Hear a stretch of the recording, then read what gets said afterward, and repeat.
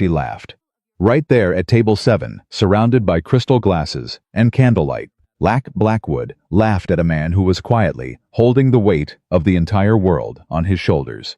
She didn't know he understood every word. She didn't know that the tired man in the plain white uniform, the one she was mocking in French to her billionaire friends, had once been offered a six-figure salaries at one of the most powerful companies in America. And she had absolutely no idea that before the night was over, he would silence her in front of everyone she was trying to impress. Drop your city in the comments right now. I want to see how far this story travels. If this hits you somewhere real, subscribe and come with me.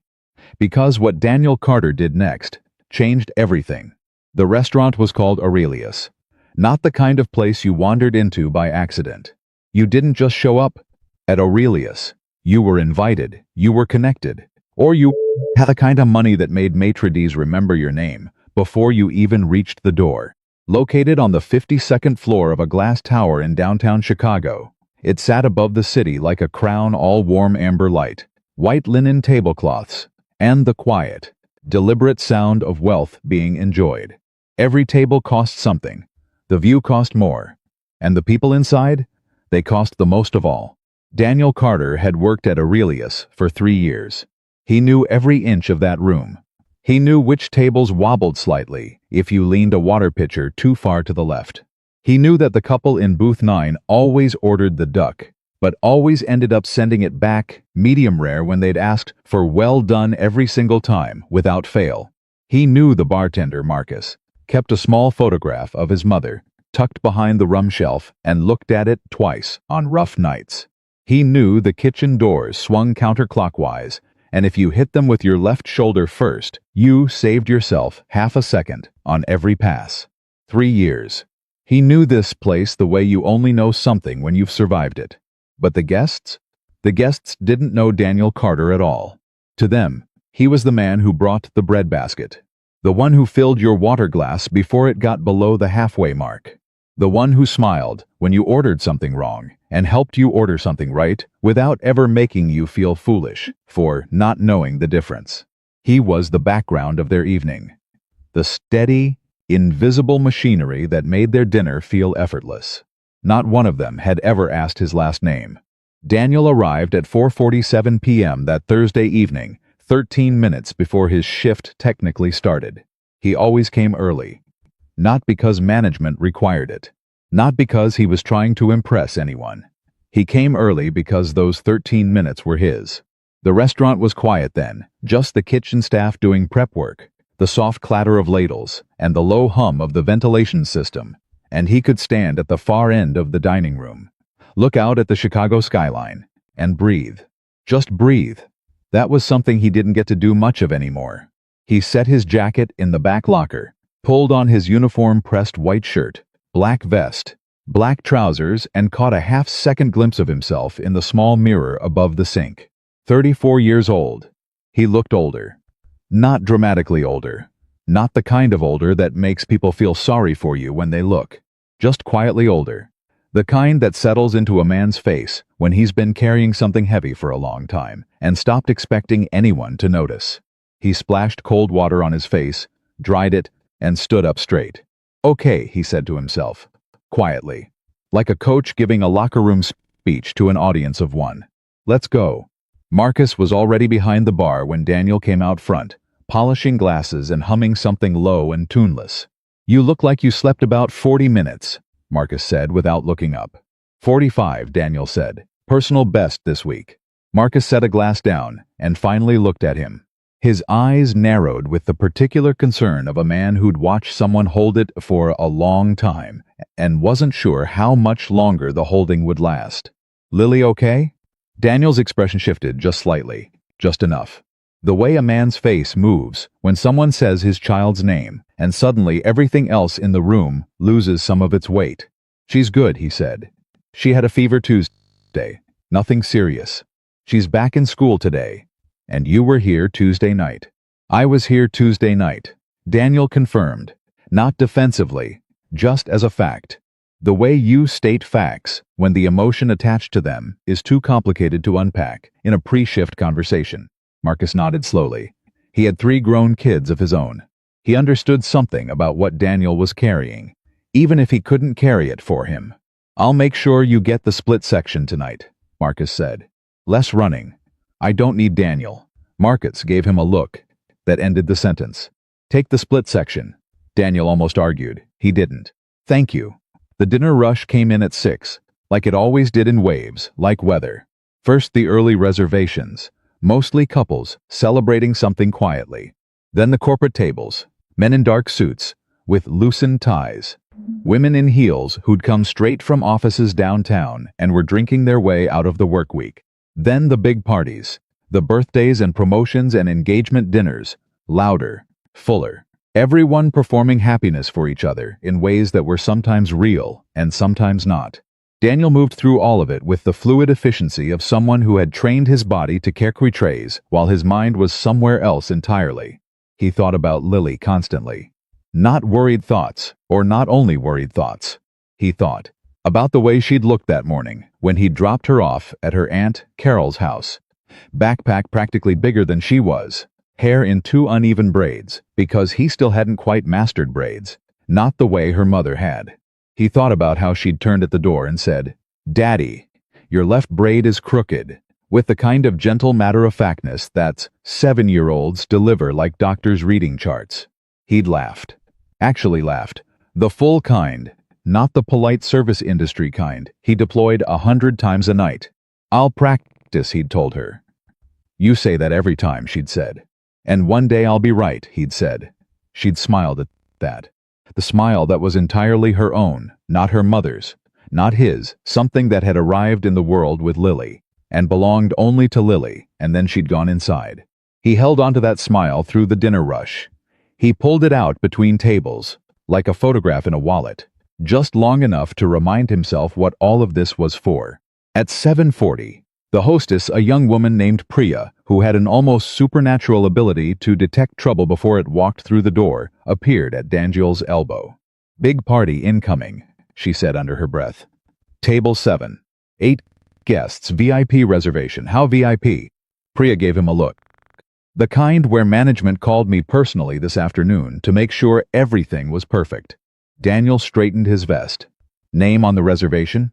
"Blackwood." He didn't recognize the name immediately. Not the way he would have a few years ago, when he'd been embedded in the corporate world and knew the names of major executives the way sports fans know starting lineups. He'd been out of that world for 4 years now. "Got it," he said. "I'll take it." "You sure?" I've got it, Priya." She looked at him for a moment, the same look Marcus had given him earlier, the one that said, "I see you, and I'm a little worried about you," and then she nodded and went back to the front. They arrived at 7:52. Daniel was at the service station when the Blackwood party came in, and he turned instinctively. Years of training, that particular alertness that activates when a large group enters, and saw her. He understood immediately why Priya had said what she'd said. Victoria Blackwood was 29 years old, though she carried herself with the authority of someone who had been running things for decades. She was dressed in a steel gray blazer and dark trousers, her dark hair pulled back in a way that suggested she had no patience for things that fell out of place. She moved through the restaurant the way people move when they're accustomed to rooms rearranging themselves around their presence. Around her, 7 guests. Executives, from the look of them. 2 women, 5 men, all somewhere between 40 and 60, all in the kind of clothing that didn't announce its price but made you feel it anyway. They were laughing at something as they settled in. Not the warm, unguarded laughter of people who are genuinely relaxed. The particular, curated laughter of powerful people performing ease. Victoria Blackwood sat at the head of the table. She didn't look at Daniel once during the seating. Not once. He was furniture. He brought it on himself to notice that detail, not because it bothered him the way it might have bothered him 5 years ago, but because he paid attention to people. It was something he'd always done, long before he'd needed it professionally as a translator, long before he'd needed it practically as a single father who had to read the room every single moment. He paid attention. And what he noticed about Victoria Blackwood in those first 90 seconds was this: she was the sharpest person at the table, and she knew it. and she had long since stopped finding that lonely. He approached at 8 o'clock. "Good evening," he said, addressing the full table with the easy warmth that he'd developed, not as a performance but as a genuine extension of who he was. "Welcome to Aurelius. My name is Daniel, and I'll be taking care of you tonight. Can I start everyone off with still or sparkling water? And shall I go over our wine program while you look at the menu?" Standard opening. Professional. Warm. Victoria didn't look up from her menu. One of the male executives, the older one with silver hair, sitting to Victoria's right, smiled pleasantly. "Still water for the table. And yes, please, on the wine." "Of course." Daniel began to move through the wine recommendations, speaking clearly, describing flavors and pairings without being condescending, hitting the notes that experienced diners appreciate: the specific, the considered, the unexpectedly interesting. Victoria, to her credit, was listening. He could tell, even without looking up, she was processing every word. She was the kind of person who processed everything. When he finished, she finally looked at him. It was a brief look, evaluating, the way someone looks at a car before they decide whether to test drive it or keep walking. "We'll start with the 2019 Mersal," she said. Her voice was measured, precise. "And we'll need a few minutes." "Absolutely," he smiled. "Take all the time you need." He went to the bar to pull the wine order. Marcus raised an eyebrow from behind the bar. "Table 7? Yep." "She's Victoria Blackwood," Marcus said, uncorking a bottle with practiced efficiency. "Tech philanthropy billionaire. Built some kind of AI communications platform from nothing. Forbes listed her as one of the 30 under 30 last year, I think. Maybe 2 years ago." Daniel filed this away, not with particular awe or resentment, just as information. Context for the table. The way a translator catalogs, not just words, but the full architecture of meaning behind them. "She seems focused," Daniel said neutrally. Marcus handed him the wine. "She seems like someone who's never been told no." Daniel picked up the bottle. Most people haven't. The dinner progressed the way expensive dinners progress: slowly, deliberately, with the particular rhythm of people who are used to taking up space and time as a matter of right. The conversation at table 7 was animated. Deal structures. Expansion into European markets. Something about a foundation Victoria was apparently launching in the new year. The silver-haired man, whose name Daniel gradually pieced together, was Harrington, seemed to be a board member of some significance. The two women were colleagues, sharp and articulate, clearly valued contributors, and not just decorative additions to the gathering.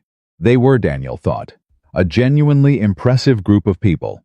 He served efficiently, refilled water, brought the appetizers: oysters for 2, a charcuterie for the table, a seared scallop starter for one guest, who'd made a specific and slightly complicated request that Daniel had gotten exactly right on the first try, which earned him a small, surprised nod of appreciation. He noticed Victoria watching that exchange. She said nothing, but she noticed. Around 9:15, with the main courses ordered and the second bottle of wine open, the conversation at table 7 shifted. He was at the adjacent service station, checking the order tickets, when he heard it. Not the words immediately, just the shift. The frequency change that happens when people move from speaking for the room to speaking for themselves, when the social performance drops a register and something more private and unguarded emerges. Then he heard the language, French. Clean, confident, educated French, the kind that comes from someone who learned it at a serious institution and maintained it through regular use. Victoria was speaking it well. The kind of well that makes people feel sophisticated for being fluent in it at an American dinner table. Daniel didn't react. He kept his eyes on the order tickets. But every word landed perfectly. She was talking about the restaurant, about the evening. And then gradually, with the casual cruelty of someone who has always operated from behind bulletproof glass, she began talking about him. "Did you notice our waiter?" Victoria said, her voice light, almost amused. "He has the look of a man who peaked in community college." Quiet laughter from 2 of the guests. "He's been folding napkins all week while we've been closing the Hamburg deal," she continued. "Some people are just exactly where they're meant to be." Another laugh. The silver-haired man Harrington didn't laugh. Daniel noted that. His uniform is at least a season old, one of the women said, joining in now. You can tell by the cut on the lapel. Oh, absolutely, Victoria agreed pleasantly. But he pours well, so there's that. Daniel set down the order ticket. He breathed slowly, through his nose, the way he'd learned to breathe when things got hard. The way he'd breathed in the hospital hallway 4 years ago when the doctor came out of the room where his wife was. And Daniel had known, just from the doctor's walk, before a single word was spoken, that his life was about to become something he hadn't prepared for. He thought of Lily, her crooked braids. Daddy, your left braid is crooked. He thought of the promise he'd made to himself the night after the funeral, sitting in the dark in their small apartment with Lily asleep in the next room. You are not allowed to become bitter. You are not allowed to let other people's smallness shrink you. He picked up the next tray. He went back to the table. He smiled, and the smile was not performed. It was chosen. That was the difference. He had learned the hard way that there is a significant distance, a smile that is put on like a mask and a smile that is chosen in full knowledge of the alternative. The first fools nobody. The second carries weight. At 9:43, Victoria looked up from the menu. She'd been consulting the dessert menu, now, and addressed Daniel in French. Deliberately. Precisely. With the light, expecting confidence of someone placing a test they believe the subject cannot pass. She gave him a complicated dessert order. Multiple modifications. Specific preparation instructions. A question about the provenance of one of the ingredients, phrased in a regional French idiom that even many native speakers wouldn't immediately recognize. It was, Daniel recognized with a certain professional respect, a genuinely sophisticated linguistic trap. The table quieted slightly. Harrington set down his wine glass. Victoria waited. She was smiling. Not unkindly, that was almost the worst part, the way the cruelty was wrapped in perfect pleasantness. She expected confusion. She expected the slightly panicked look of someone scrambling to process a language they don't speak, trying to decode the situation from context clues and body language. She expected, in short, exactly the reaction that would confirm everything she'd already decided about him. Daniel looked at her. He held her gaze for one quiet moment. And then in clean, correct, beautifully accented French, the French of someone who had studied at a serious level and lived inside the language, he repeated her entire order back to her. Word for word, every modification, every instruction. The regional idiom, handled not with confusion, but with a gentle, knowing ease that made clear he hadn't just understood the words, but recognized exactly what she'd been doing with them. Then he paused. If I may, he said, still in French, still measured, still completely without edge, the expression you used, à la façon de grand-mère, the traditional preparation you're describing, actually varies quite a bit by region. If you mean the Lyon tradition specifically, I'd recommend the soufflé rather than the tart. The kitchen here does it exceptionally. A brief pause. Also, he added, with nothing in his voice, except gentle precision, the word you used in the fourth instruction, I believe you may have meant sauté rather than saisir. They're close, but saisir gives you a very different result. I'll make sure the kitchen uses the right technique for what you're after. He smiled. I'll put that order in for you right away. And he turned and walked, unhurried, toward the kitchen. Behind him, table 7 was entirely silent. Harrington picked up his wine glass and took a slow, thoughtful sip. One of the female executives looked at Victoria with an expression that was carefully, diplomatically neutral. Victoria Blackwood sat very still. She was not a woman who was often silenced. She was not a woman who was often wrong. And she was not, most critically, a woman who was accustomed to being corrected. Especially not with that particular quality, without anger, without triumph, without the slightest hint of an axe being ground. Just clarity, just effortless, unassuming competence, offered as a matter of service. She had come into that room tonight, understanding herself to be the most accomplished person in it. She was reconsidering. In the kitchen, Daniel set the order ticket on the pass and exhaled. The sous chef, a compact woman named Rita, who had worked at Aurelius for 9 years and had seen roughly everything, glanced at him. You okay? Yeah. he said. You sure? He thought about it for a real moment. The way he'd learned to actually sit with questions instead of bouncing answers off them reflexively. Yeah, he said again. And this time it was different, quieter, more considered. I'm sure. Rita studied him for half a second longer. Then table 7 order? Table 7 order, he confirmed. She nodded and turned back to her station. Daniel looked at the small window cut into the kitchen wall, the one where, if you angled yourself right, you could see a thin strip of the dining room beyond the swing doors. He couldn't see table 7 from here, but he knew the silence that had settled there would be breaking now, reforming into something. People talking to fill the space, pretending the moment hadn't happened, or quietly processing the fact that it had. He'd lived long enough to know that some silences leave marks.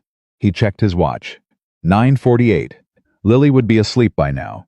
Her Aunt Carol was good about bedtimes, one of the few things in Daniel's current life that operated on a reliable schedule.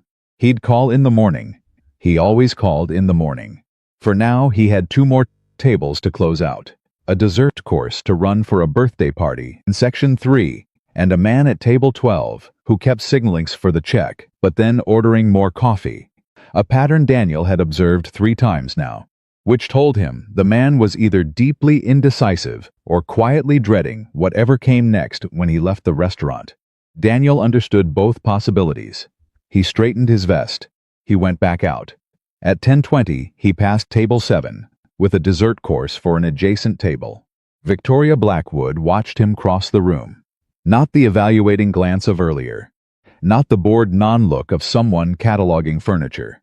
Something more careful. More genuinely uncertain. She watched him stop at a table 2 rows over, where an elderly man, a regular Mr. Yamamoto, who came in every Thursday and always sat alone and always ordered the same thing, was squinting at the dessert menu with the particular frustration of someone whose glasses weren't quite strong enough anymore. Daniel crouched down slightly beside the chair. Mr. Yamamoto, he said quietly enough that it was clearly meant only for the old man. The matcha panna cotta is tonight's special. I know it's not on your usual list, but I think you'd like it. The old man looked up. You think so? I do, Daniel said. It's made with Kyoto-grade matcha. The texture is different from what you've had here before. It's very clean. Mr. Yamamoto considered this with the seriousness it deserved. Then he nodded once. All right, Daniel, I trust you. I'll bring it right out. Victoria watched Daniel straighten up and move back toward the kitchen. She watched the old man sit back in his chair with the particular ease of someone who has been taken care of, genuinely taken care of, not performant. She couldn't hear what had been said, but she could see what it was. She picked up her wine glass and said nothing.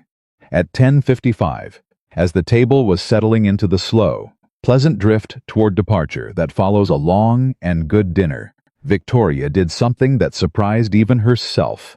She raised her hand. Not the practiced gesture of someone summoning waitstaff. A slightly different motion, less commanding, more direct. As if she wanted his attention, not his service. Daniel came to the table. Miss Blackwood. Is there anything else I can get for you? She looked at him. She took a breath that was for someone of her precision and control, almost visibly unsteady. You're French, she said finally.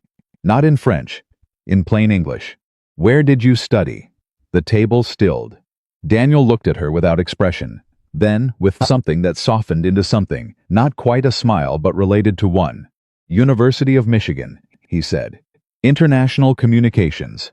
I also spent a summer in Lyon, a small pause. I speak 5 languages. He let that sit there between them.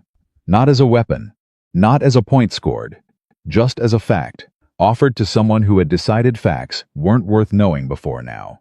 Victoria Blackwood, the youngest self-made female billionaire in the Midwest, a woman who had been on 3 magazine covers that year, a woman who had not been at a loss for words in a professional setting since she was 23 years old, looked at him and said nothing. Because there was nothing in that moment to say. Is there anything else you need this evening? Daniel asked. She shook her head, very slightly. No, she said. I think we're fine. I'll bring the check. He walked away. And Victoria Blackwood, for the first time in a very long time, watched him go with the quiet, Uncomfortable. Necessary recognition that she had been wrong. Not about a deal. Not about a projection. About a person. She had looked at a man, carrying the weight of an entire life, a man who had buried his wife, raised a daughter alone, set aside a career to be present for someone who needed him, more than the corporate world needed his talent, and she had seen a uniform. She had mistaken the container for the thing inside it. It was, she was beginning to understand, the most expensive mistake she had ever made, and she had made it for free. Daniel cashed out the table at 11:14. The tip was 3 times what it should have been. He looked at it for a moment. He didn't feel triumphant. He felt tired, and he felt quiet, and he felt the particular bloody sense from having been tested in full view of yourself, and having not flinched. He pocketed the tip. He went to say good night to Marcus. "How was table 7?" Marcus asked, already knowing something had happened from the slight shift in Daniel's face. "Fine," Daniel said. "Just fine?" Daniel considered it. "She's smarter than she lets people see," he said finally. "Most people like that are lonelier than they let people see." Marcus looked at him for a long moment. "You're a strange person to be working in a restaurant, Daniel." Daniel pulled on his jacket. "Yeah," he said, without any bitterness at all. "I know." He walked out through the back into the cool Chicago night. He took out his phone. There was a text from Carol, sent at 9:58. "She's asleep. Ate all her dinner. Said to tell you she fixed your braid in her head and it looks good now."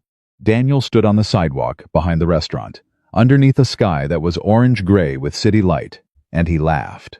The full kind. The real kind. He typed back, "Tell her I'm practicing." He put his phone in his pocket and started walking toward the bus stop. He had no idea that Victoria Blackwood was still sitting at table 7. He had no idea she had just asked Priya, the hostess, for the name of the restaurant's general manager. He had no idea that the question she was about to ask would change both of their lives. He was just a man walking through Chicago at 11 o'clock at night, thinking about crooked braids and the Kyoto-grade matcha panna cotta he'd almost ordered for himself before remembering he'd given his employee meal to the dishwasher who'd skipped dinner. He was just a man. That was more than enough. The bus ride home took 40 minutes. Daniel sat near the back, the way he always did, with his jacket folded across his lap and his head tipped slightly toward the window. Chicago moved past him in blurs of light street lamps, storefronts, the lit windows of apartments where other people were living other lives. A couple arguing on a corner. A man walking a dog the size of a small horse. A teenager on a bike, weaving through the late-night traffic like the rules of physics were merely suggestions. He watched all of it without really seeing any of it. His mind was somewhere else. It kept pulling him back to table 7. Not to the French. Not to the moment he'd corrected her and watched the laughter leave the table like air going out of a room. He'd processed that. Set it down. Moved past it, the way you move past things when you've learned the hard way. The only real way that holding on to moments of small victory is just as poisonous as holding on to moments of small defeat. What he kept thinking about was the question she had asked. "You're French. Where did you study?" The way she'd said it. The way her voice had changed registers, not dramatically, not in a way the rest of the table would have noticed. But he'd noticed.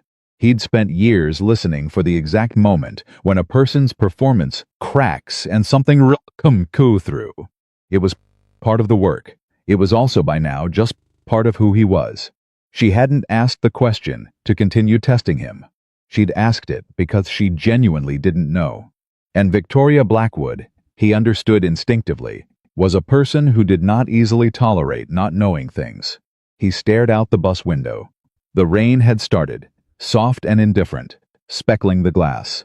He thought about what Marcus had said. "She seems like someone who's never been told no." And then his own answer, which had surprised him slightly when it came out of his mouth. "Most people haven't."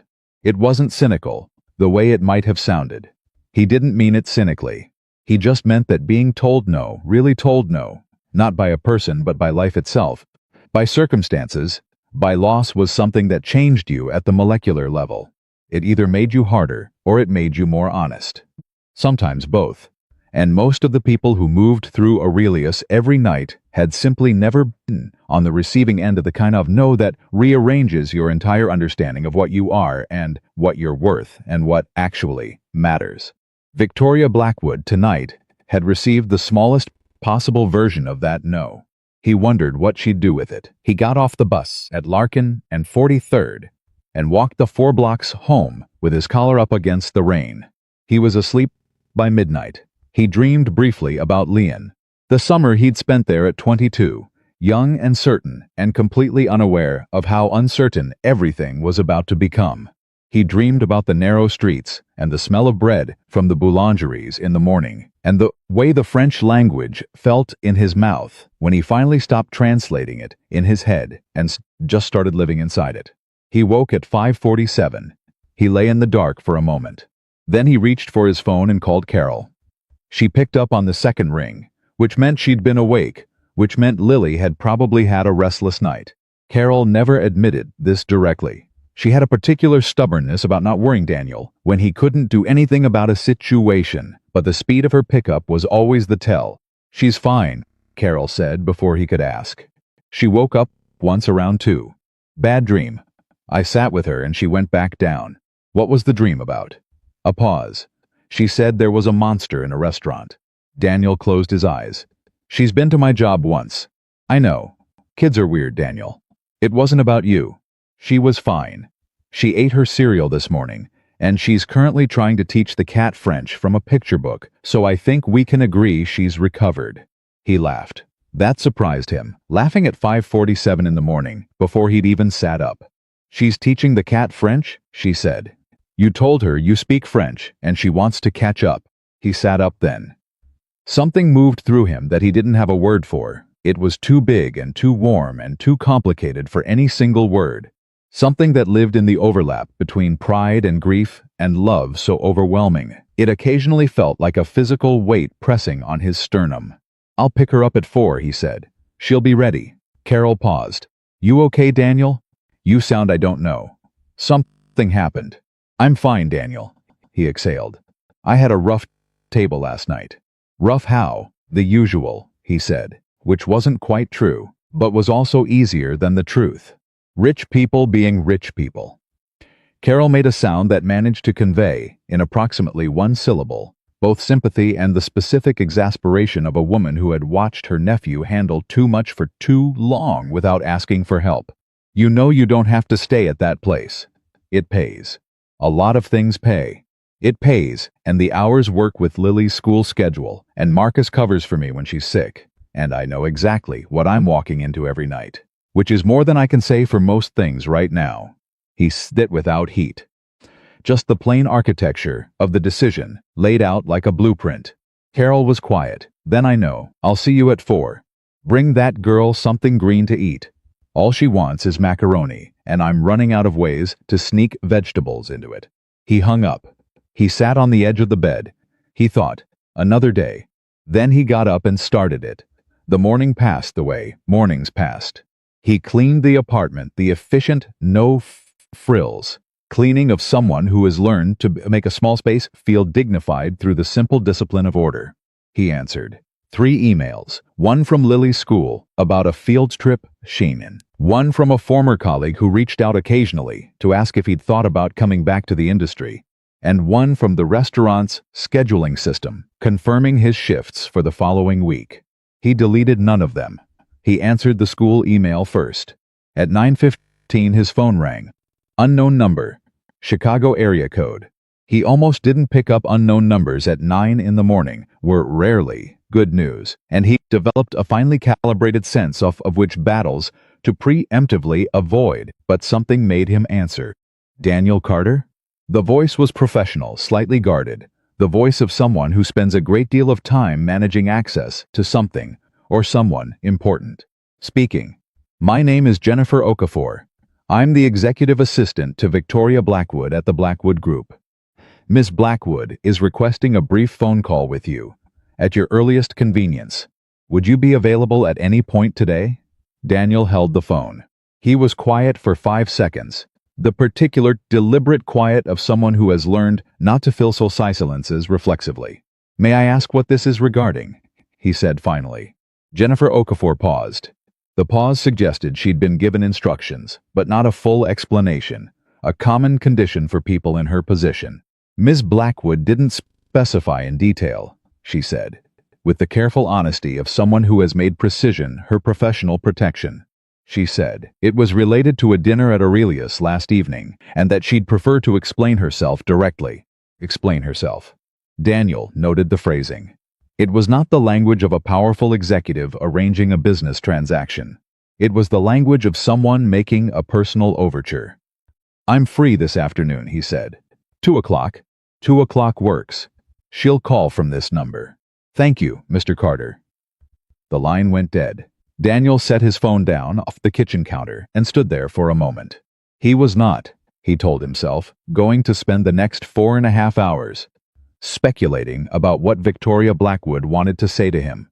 He had learned slowly, imperfectly, through a discipline built out of necessity, that the mind will consume you alive if you let it run forward into unknowns without a leash.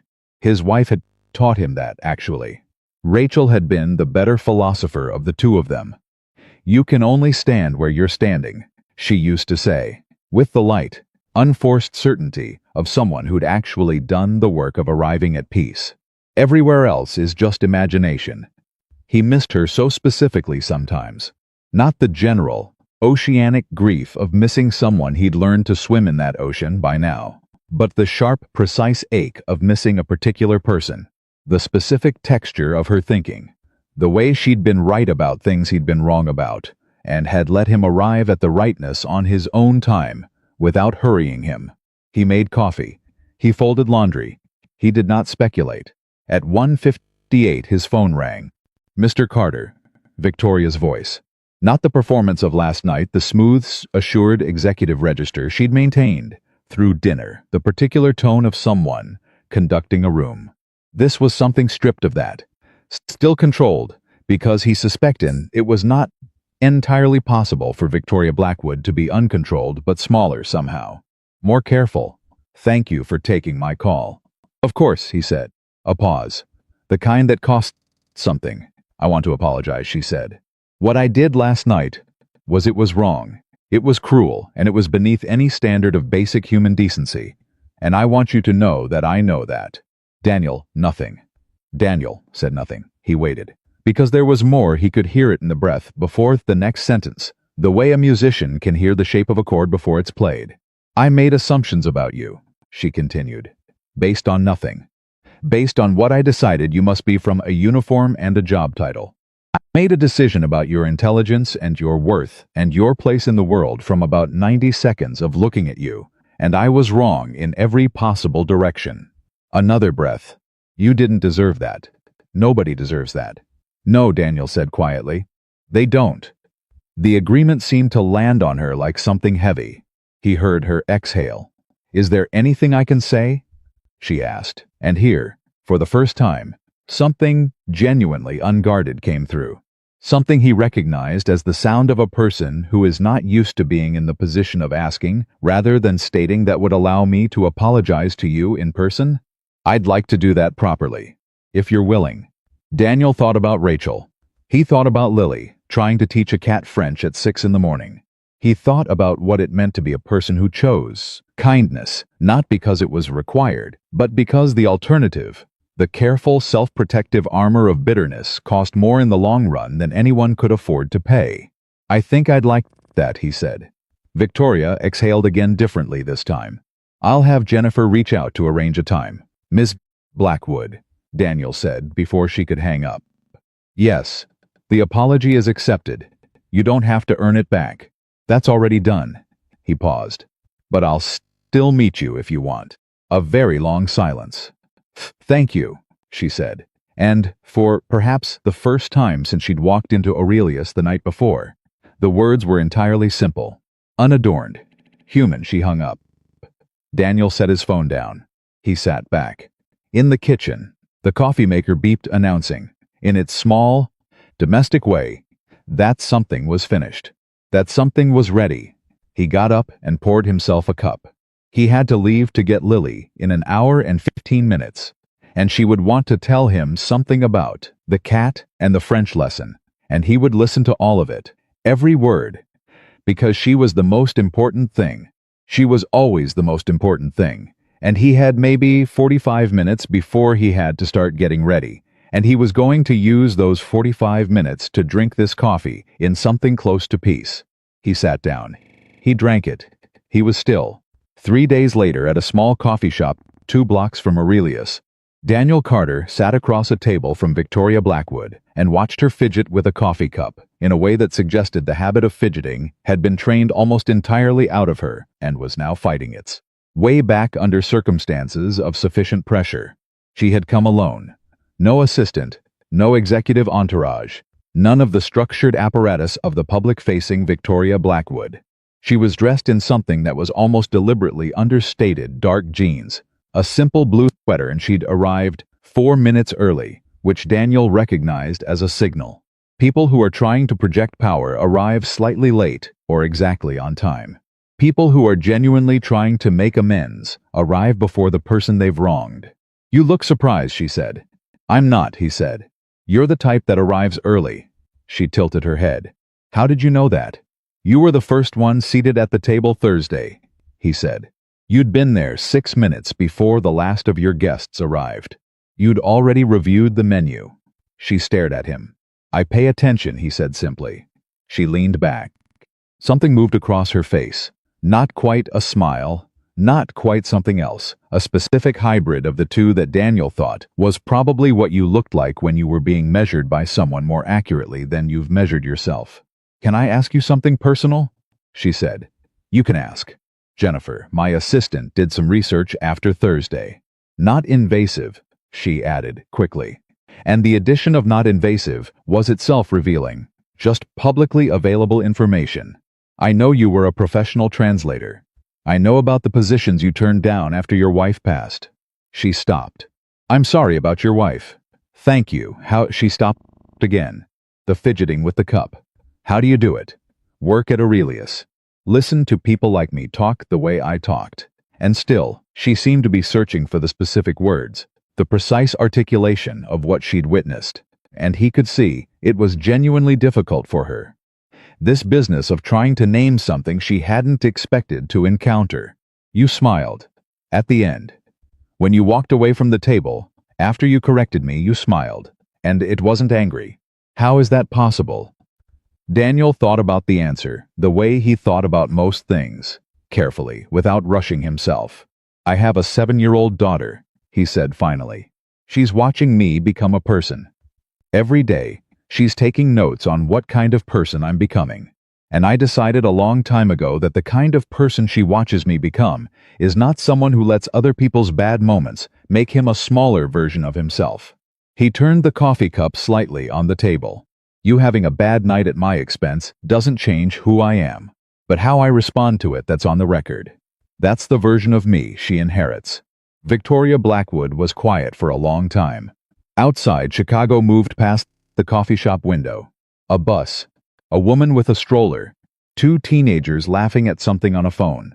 The ordinary ongoing business of a city that didn't know or care what was happening in here. "My father was a janitor," Victoria said. Daniel looked at her. She hadn't looked away from the window. She was speaking to it, or to some middle distance beyond it, or to some version of herself she didn't usually let out in professional contexts. "He worked at a hospital in Indianapolis for 31 years, she continued. "He mopped floors. He cleaned bathrooms. He was one of the best men I've ever known. And I spent 20 years building a company and a reputation, and becoming the kind of person who walks into a restaurant and mocks a man in a uniform, in a language she doesn't think he speaks." She finally looked at Daniel. Her jaw was set in that particular way it sets when someone is refusing to let something happen to their face very much wants to happen. "I don't know when I became her.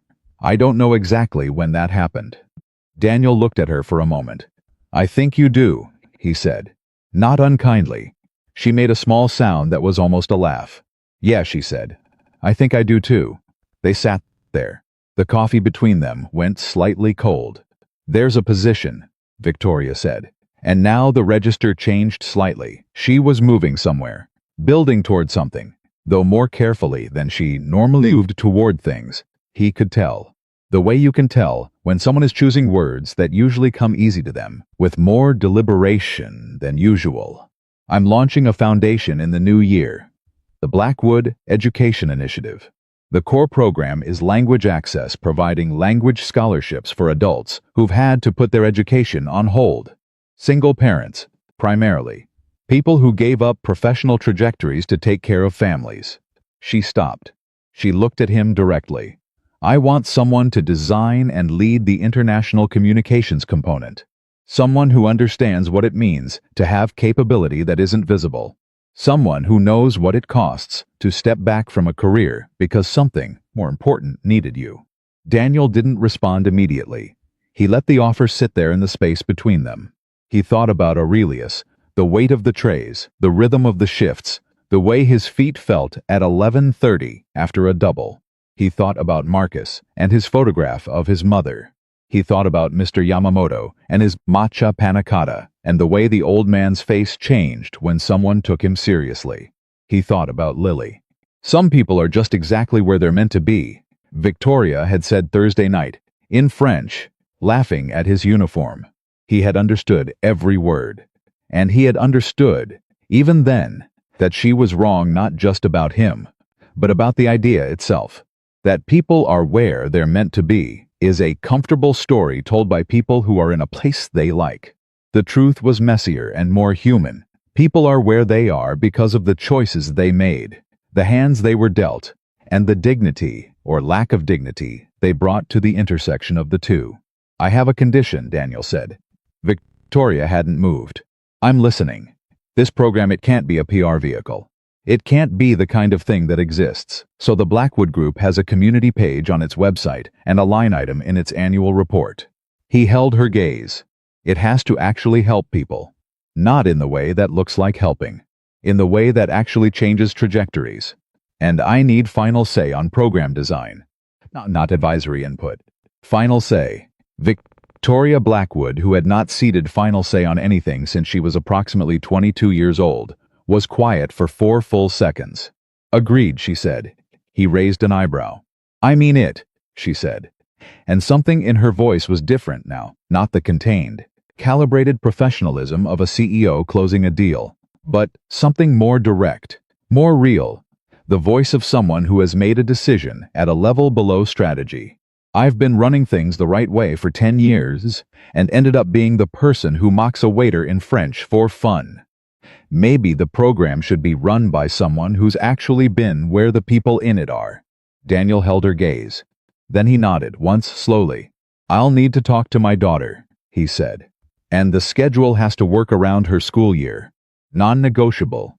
Non-negotiable, she agreed without hesitation. And I'm telling my daughter why I'm taking the job, he said. The whole story. Including the part where you made fun of me at dinner. Because she's 7, and she's going to encounter people like that, and she needs to know that what matters is what you do with it afterward. Victoria winced slightly. It was a small wince, but it was real. That's fair, she said quietly. It's not a punishment, Daniel said, and his voice was gentle. She needs the whole story, because the whole story is actually ultimately a good one. He let that sit for a moment. Most good stories have a villain who turned out to be a person. Victoria Blackwood looked at him, across the small table in the small coffee shop, 2 blocks from the restaurant where she'd laughed at him 3 days ago. She looked at him for a long time. I want to ask you something, she said finally, and I want you to be honest. I'm not really built for anything else. Do you think people can change? She asked. Not in a way that erases what they were, but genuinely, in a way that counts. Daniel didn't hesitate. I think the ones who ask the question already are, he said, changing. The ones who aren't asking it think they're already fine. She absorbed that. Then, very quietly, she said, your daughter sounds like a remarkable kid. She's teaching a cat French, he said. Victoria blinked. What? Carol, her aunt, has a cat. Lily decided she's going to teach it French from a picture book because she found out I speak French and she wants to catch up. He shook his head slightly. She's going to be absolutely terrifying in about 20 years. And Victoria Blackwood laughed. Not The curated, table-appropriate laugh of Thursday night. Something different, unguarded, surprised. The real article. The kind of laugh that comes out of you when you weren't braced for it. It changed her face entirely. Daniel noticed. She can have French lessons, Victoria said when she'd recovered. From an actual teacher. Not a cat. Don't tell the cat that. It's very invested. She was still smiling when she looked at him again, and the smile was complicated with things she didn't have words for, yet regret, and something that might become gratitude, and the particular, unfamiliar feeling of being seen clearly by someone who had every reason not to look at you generously and chose to anyway. Monday, she said. If you're in, we'll start Monday. Tour of the foundation offices. Meet the team. You tell me everything that's wrong with what we've built so far, and we redesign it from the ground up. Daniel looked at her. He thought. Rachel would have had something perfect to say right now. He thought. I'm going to have to figure out what to tell Lily. He thought. 45 minutes before I need to pick her up, he said Monday. They shook hands across the small table. Outside, Chicago kept going, indifferent and enormous, and full of lives happening in all directions at once. The bus that had passed 20 minutes ago had by now crossed 6 blocks and let 12 people on, and deposited 9 of them, somewhere that mattered to them. The woman with the stroller had reached wherever she was going. The teenagers had moved on to something else to laugh about. Everything was in motion, as it always was. Daniel picked up the coffee that had gone cold and finished it anyway, because he was the kind of man who finished things. He set the cup down. He stood.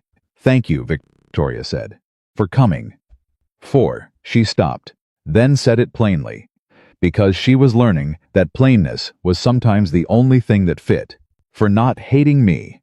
Daniel picked up his jacket from the back of the chair. I decided a long time ago, he said, that hate is a thing I can't afford. A brief pause. Not because I'm a saint. Because it's expensive, and I've got a kid to raise. He headed for the door. He was 3 steps out before he heard her laugh again, softer, this time, to herself. At the table she was still sitting at, and it occurred to him that it was a laugh that sounded like the beginning of something. He walked out into the afternoon. 4 blocks to the bus stop. 20 minutes to Carol's. His left braid on Lily's behalf was still crooked. He was working on it. He told Lily on Sunday night. Not the sanitized version, not the carefully edited story where the billionaire woman was simply misguided, and everything ended with a handshake and a job offer. He told her. The whole thing, the French, the laughter, the mockery dressed up in a language she assumed nobody at that table could understand. He told it, the way he told her everything, sitting on the edge of her bed after the lamp was on and the stuffed animals were arranged in their specific, non-negotiable order, with the particular honesty that he'd decided years ago was the only real inheritance he had to give her. Lily listened without interrupting. That alone told him how seriously she was taking it, because Lily interrupting was, under normal conditions, as reliable as weather. When he finished, she was quiet for a moment. Then she said, She made fun of you in French? She did. And you understood everything? Every word. Lily's eyes narrowed with the focused, evaluating expression that she'd somehow arrived, with fully formed an expression that belonged on a judge or a detective, not a 7-year-old in pajamas with a cat on her feet. And you didn't say anything mean back? No. Why not? And here was the question. Here was the one that mattered. He'd been waiting for it the way you wait for a door to open, knowing it will, knowing everything that counts is on the other side. Because mean would have felt good for about 30 seconds, he said. And then I would have been exactly who she thought I was. And I've worked too hard to be something better than that. Lily thought about this with visible effort. He could almost see the gears. So you were better than her, she said. I was more patient than her, he said carefully. That's not the same as better. She's going to be different now, I think. People can change. Do you think she's really sorry? I do. How can you tell? Daniel thought about the coffee shop, the fidgeting with the cup, the way she'd said, I don't know when I became her, with the flat, undefended honesty of someone who has stopped rehearsing their lines. Because she said it like it cost her something, he said. People who aren't really sorry make it easy on themselves when they apologize. She didn't. Lily absorbed this. Then can I meet her? Daniel blinked. Maybe. Someday. I want to ask her something. What? Lily pulled her blanket up with the decisive energy of someone who has made a decision and is filing it away for later. I'll tell you when I've figured out exactly how to say it right, she said. He kissed her forehead. Dad? Yeah. You should take the job, she said. You're supposed to help people. You've always been supposed to help people. You just got stuck for a while. He stood at the door of her room for a moment after she said that. He didn't trust his voice enough to answer. So he just hit the light switch and let the darkness say it for him. Monday came in fast and cold, the way Chicago November mornings come in, without apology, without ceremony, just arriving in full force and daring you to complain about it. Daniel was on the bus by 7:40 with a thermos of coffee and the particular alertness of someone who slept lightly because the brain refuses to fully stand down. He'd ironed his shirt the night before. The good one, the charcoal gray he'd last worn to a conference 3 years ago, back when conferences were still part of his world. He'd looked at himself in the mirror that morning, still older than 34, but something different in it today. Something that hadn't been there Thursday morning, or Friday, or any of the mornings before that. Not exactly hope, he was too clear-eyed for a word that's soft. More like orientation. The sense of a compass needle steadying after a long time spinning. The Blackwood Group occupied the top 4 floors of a building on Michigan Avenue, and the lobby alone communicated, efficiently and without subtlety. That serious money lived here. Daniel rode the elevator to the 38th floor and gave his name to the receptionist, a young man who confirmed it against a list, and then made a very brief, very controlled attempt not to look surprised at what he was looking at, a man in a charcoal shirt and dark trousers who had not perhaps arrived in the way most people who visited this floor arrived. Daniel noticed. He always noticed. He didn't mind. Jennifer Okafor met him at the elevator bank 2 minutes later. She was exactly as her voice had suggested, precise, professional, with the particular brisk warmth of someone who is perpetually managing 15 things and has made genuine humanity a matter of efficient priority. She shook his hand firmly. Mr. Carter, welcome. Blackwood is finishing a call. She'll be with you in 8 minutes. Can I get you anything? I'm fine, he said. Thank you. She walked him through the main floor, which was open plan and full of people who were visibly working hard. The kind of working hard that looks slightly different from performative busyness, actual focus, actual momentum. He clocked it the way he clocked everything. Good sign. They stopped at a glass-walled conference room near the north end of the floor. Inside, a whiteboard covered in diagrams, a long table with folders and laptops, and 3 people already seated, looking at him with varying degrees of concealed assessment. Jennifer made the introductions quickly and cleanly.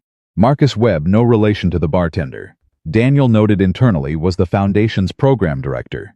A broad-shouldered man somewhere in his early 50s, with the relaxed confidence of someone who has spent decades doing the thing he's supposed to be doing. He stood to shake Daniel's hand and looked at him. Straight, the kind of straight that wasn't challenging, just direct. I've heard a little about you, Marcus said. From Miss Blackwood? From her, yes. A half-beat. She was thorough. Daniel filed that away. The second person was Andrea Cho, lead curriculum designer. Mid-30s, glasses. The specific kind of intelligence that expresses itself as question-asking rather than statement-making. She shook his hand and immediately said, "How many of your 5 languages can you also teach?" "There's a difference." 4, Daniel said. "Italian I can navigate, but I wouldn't put someone in front of me expecting instruction." She nodded like he'd passed something. He thought she was going to be interesting to work with. The third person was younger, 26 maybe, a program coordinator named Theo, who had the slightly overwhelmed energy of someone newly arrived at a job that turned out to be bigger than the job description. He shook Daniel's hand and said, "Welcome aboard," with such genuine enthusiasm that Daniel found it unexpectedly touching. "I'm not aboard yet," Daniel said. "Just visiting." Theo's face did a thing. Daniel smiled to soften it. "But thank you." Then the conference room door opened and Victoria Blackwood walked in. She was different from Thursday. different, even from Saturday at the coffee shop. She was wearing the executive register again, the blazer, the precision. But there was something underneath it, now, that hadn't been there before Thursday. Something that looked, to Daniel's practiced eye, like the particular quality of a person who has recently taken stock of themselves and is carrying the weight of the inventory. Daniel, she said, and it was his first name. No title, delivered as a statement and also as a small signal. Thank you for being here. Thank you for the invitation. She looked around the table. Has everyone introduced themselves? We have, Andrea said. Victoria sat down. She folded her hands on the table with the ease of someone who has been in 1,000 meetings, and then she looked at Daniel and said the thing he had not expected her to say in front of her staff. Before we get into the work, she said, I want everyone in this room to know that the reason Daniel is here today is because of a personal failure on my part. I treated him with contempt at a dinner last Thursday. I was wrong and I was unkind. And I want to say that directly because the work this foundation is going to do, the work I'm asking Daniel to help lead, is work that requires we be honest about the assumptions we make about people. She held Daniel's gaze for a moment. I'm sorry, again, and publicly, because you deserved better. The room was very still. Marcus Webb was watching Victoria with an expression that was somewhere between respect and something that might have been relief. Like a man who had been waiting for a particular thing to happen and was glad it finally had. Andrea's pen was perfectly still on the notepad in front of her. Theo looked like he was deciding whether to say something and correctly deciding not to. Daniel looked at Victoria. Thank you, he said. Now let's get to work. It was the right thing to say, and he knew it was right because the tension in the room broke immediately, not explosively, but cleanly. Like a knot that comes undone, because you find the right thread and pull it in the right direction. What followed was 3 hours of the most genuinely engaging professional conversation Daniel had participated in 4 years. Not because it was comfortable. It wasn't always comfortable. He pushed back on the curriculum framework within the first 40 minutes, politely, specifically, with the evidence-based directness of some actually been on the receiving end of well-intentioned programs that didn't account for the reality of people's lives. He pointed at a section of the draft proposal that assumed scholarship recipients would have 12 to 15 hours per week available for language study and said, flatly, that's not a real number. Victoria looked at him. Walk me through it. I worked doubles at Aurelius and still got my daughter to school on time and to the doctor when she was sick and helped her with her homework and kept the apartment heat clean enough that Child Protective Services wouldn't have a comment. His voice was even, not accusatory. On a good week I had 4 hours that were genuinely mine. Some weeks, less. If your scholarship requires 12 hours, you're selecting for people who don't actually need the scholarship. Silence. Then Marcus said, he's right. Andrew was already writing. Victoria didn't argue. She said, what's the real number? 6, Daniel said, maximum. With flexible scheduling and asynchronous options. And childcare stipends. Because the hour a parent spends in a language lesson is an hour, they're not watching their kid, and that math has to balance, or they drop out. Victoria looked at Jennifer, who had appeared at some point with a tablet and was taking notes with impressive speed. Rebuild the time model, Victoria said, 6 hours. Flexible. Add childcare stipends to the budget proposal. Jennifer nodded once and stepped out. Daniel watched this. He thought, she actually means it. He'd had that thought once before, in the coffee shop, and had held it at arm's length, not cynically, just carefully. The way you hold things that matter, at arm's length, until you've had enough time to verify them. This was the second data point. 2 data points made a pattern. He allowed himself, very slightly, to believe it. By noon, they had dismantled and rebuilt the core program structure twice. Andrea had challenged Daniel twice on pedagogical approach and been right once, which he acknowledged without deflection. Marcus had said almost nothing, but had contributed the 2 most important observations of the morning, both delivered in that same quiet, loaded way that reminded Daniel of certain translators. He'd worked with people who understood that the less you say, the more weight each word carries. At 12:30, Victoria called a break. Daniel stepped out to a small seating area near the windows and checked his phone. One text from Carol sent at 11:52. She's fine. Field trip today. Apparently she told her class her dad is getting a new job and that her cat speaks French. A pause. The teacher asked me to clarify. He laughed. Silently. To himself. He typed back, "Tell the teacher it's a work in progress." "Your daughter?" He looked up.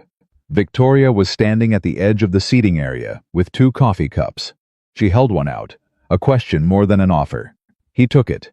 "Yeah," he said. "Is she okay with this?" She gestured vaguely toward the building around them, meaning the job, the change, the whole architecture of what was shifting. "She told me to take it," he said. "She said I'd been stuck long enough." Victoria looked at him. 7 years old. 7 years old. She turned slightly, looked out at nothing in particular, and said, "My father would have liked you." He didn't answer. Sometimes the right response to a thing is to let it exist without an answer. "He died 4 years ago," she said. 3 months before the company hit its first billion. She stopped. "He never knew." "He knew who you were," Daniel said. "The billion is what you did. That's different." She looked at him sharply, not offended. Something closer to the look of someone who has just been handed the exact tool they needed and didn't know they were missing. "You're going to be very irritating to work with," she said. "Probably." He agreed. Something happened at 2:47 that afternoon that Daniel would think about for a long time afterward. They were back in the conference room, deep into the scholarship selection criteria, when Theo, the young coordinator, the one with the enthusiastic handshake, cleared his throat and said, with the hesitant energy of someone who has been holding something all morning and has finally decided to let it go, "Can I say something?" "Go ahead," Victoria said. Theo looked at Daniel. "My mom was a single parent," he said. "She worked 2 jobs, and she always wanted to learn Spanish because she had clients who spoke it and she thought it would help her move up. She never had time. She never had money for classes." He stopped. He was looking at the table now. "She retired last year, still doing the same job. Never learned Spanish." He looked back up at Daniel.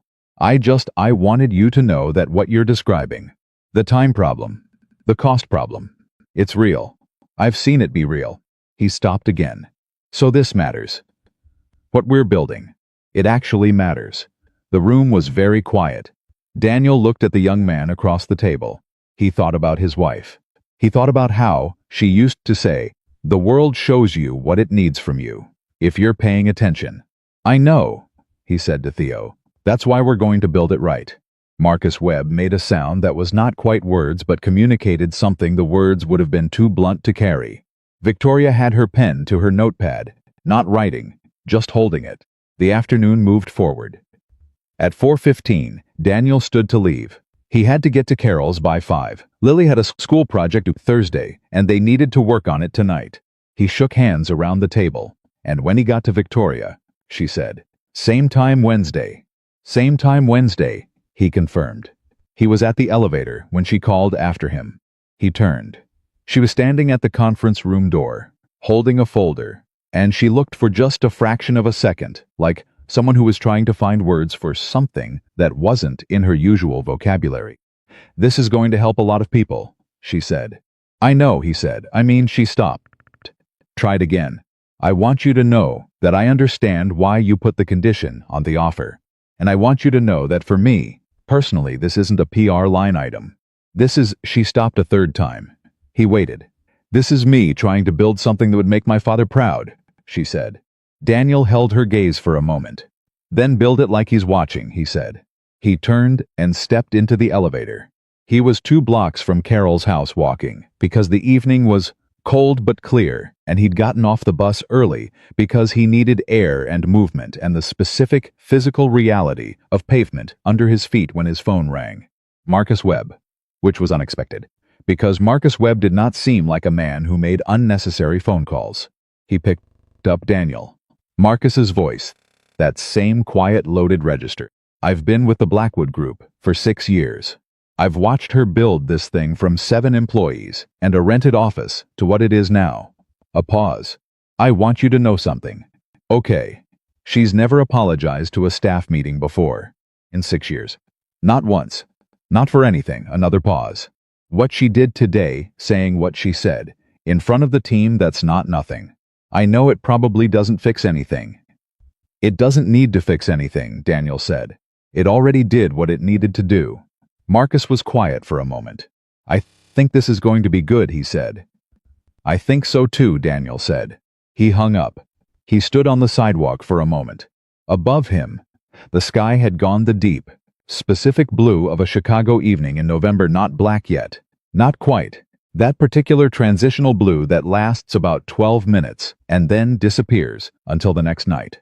He thought about Lily and her Spanish-speaking cat, and the field trip and the school project due Thursday. He started walking. He was 1 block from Carol's when he realized he was smiling.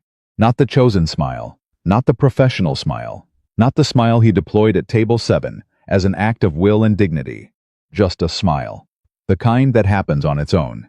He was still smiling when Carol opened the door, and Lily shot past her like something launched from a catapult and wrapped both arms around his waist with the total, physics-defying commitment of a child who has been saving up this particular hug since approximately 3 o'clock. Dad, she said into his coat. Hey, Bug. Did you take the job? He put his hand on the back of her head. Yeah, he said. I took the job. She squeezed harder. Carol watched from the doorway with her arms folded, and an expression that she would have described as simply checking the situation, but that was in fact something considerably warmer than that. Come in, she said. I made something green for dinner. She means soup, Lily said without lifting her face from his coat. It has vegetables in it, Carol said. That doesn't make it dinner. Daniel laughed. He went inside. The door closed behind him. On the table in the front hallway, there was a picture Lily had drawn at school. That day he could tell it was from school because it was on the heavy construction paper the art teacher used, not the printer paper Lily drew on at home. He stopped to look at it. It was a man in a white shirt, standing at what was recognizably a table. He was smiling, large, unambiguously. Above the figure, in Lily's handwriting, she had written 3 words in careful, oversized letters. My dad rocks. He stood there for a second. Just stood there. Carol appeared beside him, looked at the drawing, and said nothing. He looked at her. She made it Friday, Carol said. After you told me about the dinner. She paused. She didn't know about the job offer then. He looked back at the drawing. The man in the white shirt was still smiling. He picked the picture up very carefully. He brought it home that night and put it on the refrigerator with a magnet shaped like the state of Illinois. He stood back and looked at it for a moment. Then he went and got Lily's project materials, and they sat at the kitchen table and worked on it together for an hour and a half. And she explained the assignment to him with the focused seriousness of someone who has given this considerable thought. And he helped her without doing it for her, which was the only way he knew how to help anyone do anything. And at 8:45 she fell asleep on the couch, with a marker still uncapped in her hand. He capped the marker. He carried her to bed. He stood in her doorway the way he stood there every night, not long. Just a moment. The specific pause of a man taking a daily accounting of what was real and what mattered and what was still, against every reasonable expectation, still standing. Then he went back to the kitchen. He looked at the drawing on the refrigerator. He thought about Theo's mother and the Spanish she never learned. He thought about Marcus Webb and his 6 years and his quiet precision. He thought about Andrea Cho and her immediate, unself-conscious question about which languages he could actually teach. He thought about Victoria Blackwood standing at a conference room door, trying to find words for something that wasn't in her usual vocabulary. He thought about Rachel. He thought, I think you would have liked today. He turned off the kitchen light. He went to bed. He slept for 6 hours, which was not enough, but was more than 45 minutes, which meant that by his current standard, it was something close to abundant. Wednesday came. He was there at 7:56, 4 minutes early. Victoria was already inside. Victoria was already inside. Not just early, she'd clearly been there for a while. When Daniel walked into the conference room at 7:56, there were 3 empty coffee cups on her side of the table and a whiteboard that had been written on, erased, and written on again. She was standing with her back to the door, staring at something she'd drawn a framework of some kind, boxes and arrows and numbers he couldn't read from the doorway. She didn't turn around immediately. He set his bag down. She turned. "You're 4 minutes early," she said. "You've been here since 6, he said. She looked at the 3 empty cups and didn't deny it. "I kept thinking about the time model. The 6-hour framework. I couldn't sleep. What did you come up with?" She stepped aside from the whiteboard. He looked at what she'd drawn. It took him about 40 seconds to read through it. Then he said, "You added mentorship hours. One-on-one sessions. Volunteer mentors who've been through similar circumstances. Former single parents, people who came back to education after gaps." She crossed her arms. Not defensively. The way someone crosses their arms when they're standing in front of something they built and are genuinely uncertain what the other person will think. "Is it too much?" "It's not too much," he said. "It's the piece that was missing." Something in her shoulders moved. He didn't say it to make her feel better. He said it because it was true, and she could tell the difference, which was one of the things he was beginning to genuinely respect about her. Victoria Blackwood had many qualities he found difficult, but she could read honesty. She'd spent enough time in rooms full of people telling her what she wanted to hear that she'd developed an almost physical sensitivity to the real thing, the way people who've been in the dark long enough learn to read by very little light. "There's a problem, though," he said. She looked at him. "Volunteer mentors with real shared experience, they're not going to come from your network," he said. "Not from the kind of circles you move in. You're going to have to go looking for them somewhere. That's uncomfortable. Where community centers, churches, workforce reentry programs, places where people show up because they have to, not because it looks good." He looked at her steadily. "You're going to have to sit in some rooms where you're the only person in the room who's never struggled to pay rent." She held his gaze. "That's it? Just okay? What do you want me to say, Daniel? That it sounds hard?" A flicker of something sharper moved through her voice. Not anger, more like the edge of someone who is trying and occasionally needs that trying to be acknowledged without being made into a performance. "I know it sounds hard. I'm telling you I'll do it." He nodded once. "Good," he said. "Then let's build the recruitment plan." They worked for 3 hours straight without a break. Andrea arrived at 8:30 and immediately inserted herself into the conversation with the unself-conscious efficiency of someone who has no patience for warming up. Marcus came in at 9, read the room, sat down, and started contributing within 4 minutes. Theo arrived last, slightly breathless, with a bag full of folders that he distributed around the table, with the focused energy of someone who has decided that being useful is his primary professional strategy and has committed to it completely. By 11 o'clock, they had something. Not a finished program, not a polished proposal ready for a board presentation. Something messier and more alive than that, a real framework, full of arguments and crossed-out sections and margin feature that contradicted each other and would need to be reconciled. The particular productive wreckage of people who are actually trying to solve something instead of just trying to look like they're solving something. Daniel pushed back from the table and looked at it. He thought about Theo's mother. He thought about her and the Spanish she never learned, the job she retired from still doing the same work because the ladder she needed had rungs that were too far apart for anyone carrying the weight she was carrying. He thought, this could reach her, if we build it right. Someone like her. It was the first time in 4 years that the thing directly in front of him felt like the right-sized thing for the hands he had. At 11:23, Jennifer appeared at the conference room door. Her expression was carefully managed, which meant something was wrong. Victoria looked at her. What? It wasn't a question. She'd read Jennifer's face the same way Daniel read rooms instantly, with the accuracy of long familiarity. There's something you need to see, Jennifer said. Online. It went up about 40 minutes ago. She set a tablet on the table. Daniel looked at it. The headline was from a Chicago business blog, the kind with just enough readers to do real damage. Blackwood's new pet project. Is guilt philanthropy the latest billionaire trend? Below the headline, a subheading. Sources say the Blackwood Education Initiative was sparked by an incident involving a waiter at Aurelius, raising questions about the Foundation's true motivations. The room went very still. Daniel didn't move. He read the piece in about 90 seconds. It was not inaccurate. Exactly. That was the particular skill of this kind of writing, staying just close enough to facts that you couldn't be directly refuted. Someone at Aurelius had talked. Not about them French specifically, not about the details of what was said, but about the general shape of it. A powerful woman, a waiter, an incident, a job offer that followed. The article framed it as image management, as a billionaire doing damage control, dressed up as charity. He set the tablet down. He looked at Victoria. Her jaw was set in that way. He'd seen at the coffee shop the specific tension of someone refusing to let something happen to their face that very much wanted to happen. But underneath that, something else. Something that looked, to his practiced eye, less like anger and more like fear.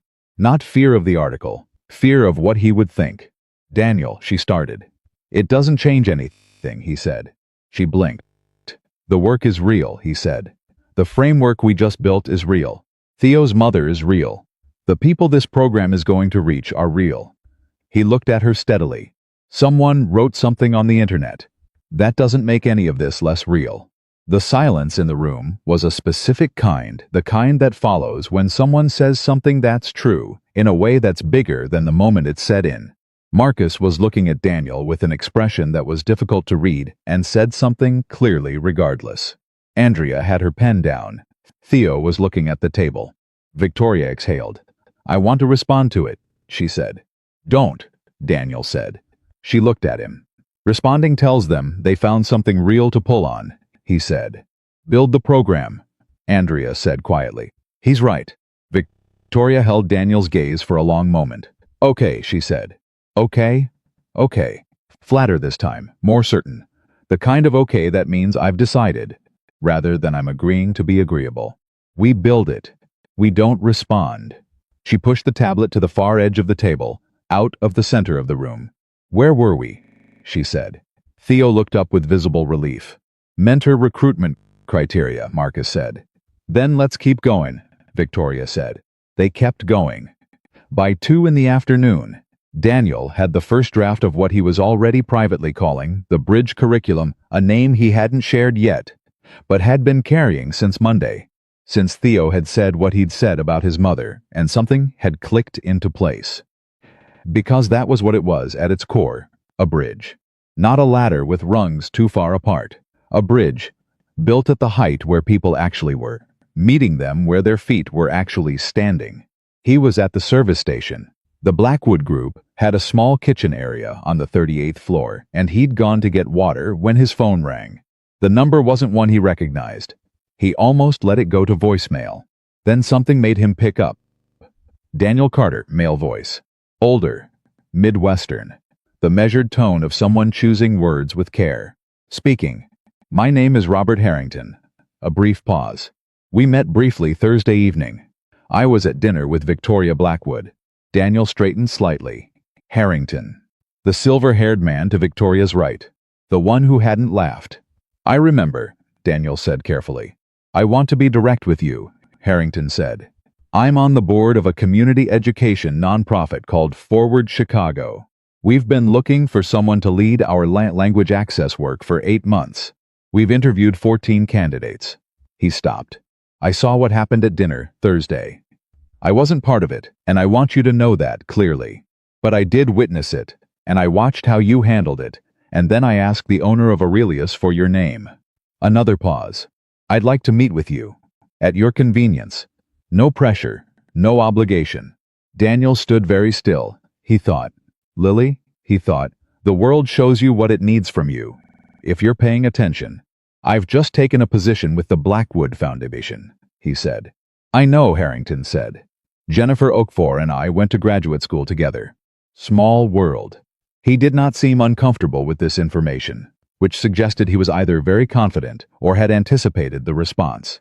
I'm not asking you to leave anything. I'm asking if you'd sit across from me for an hour.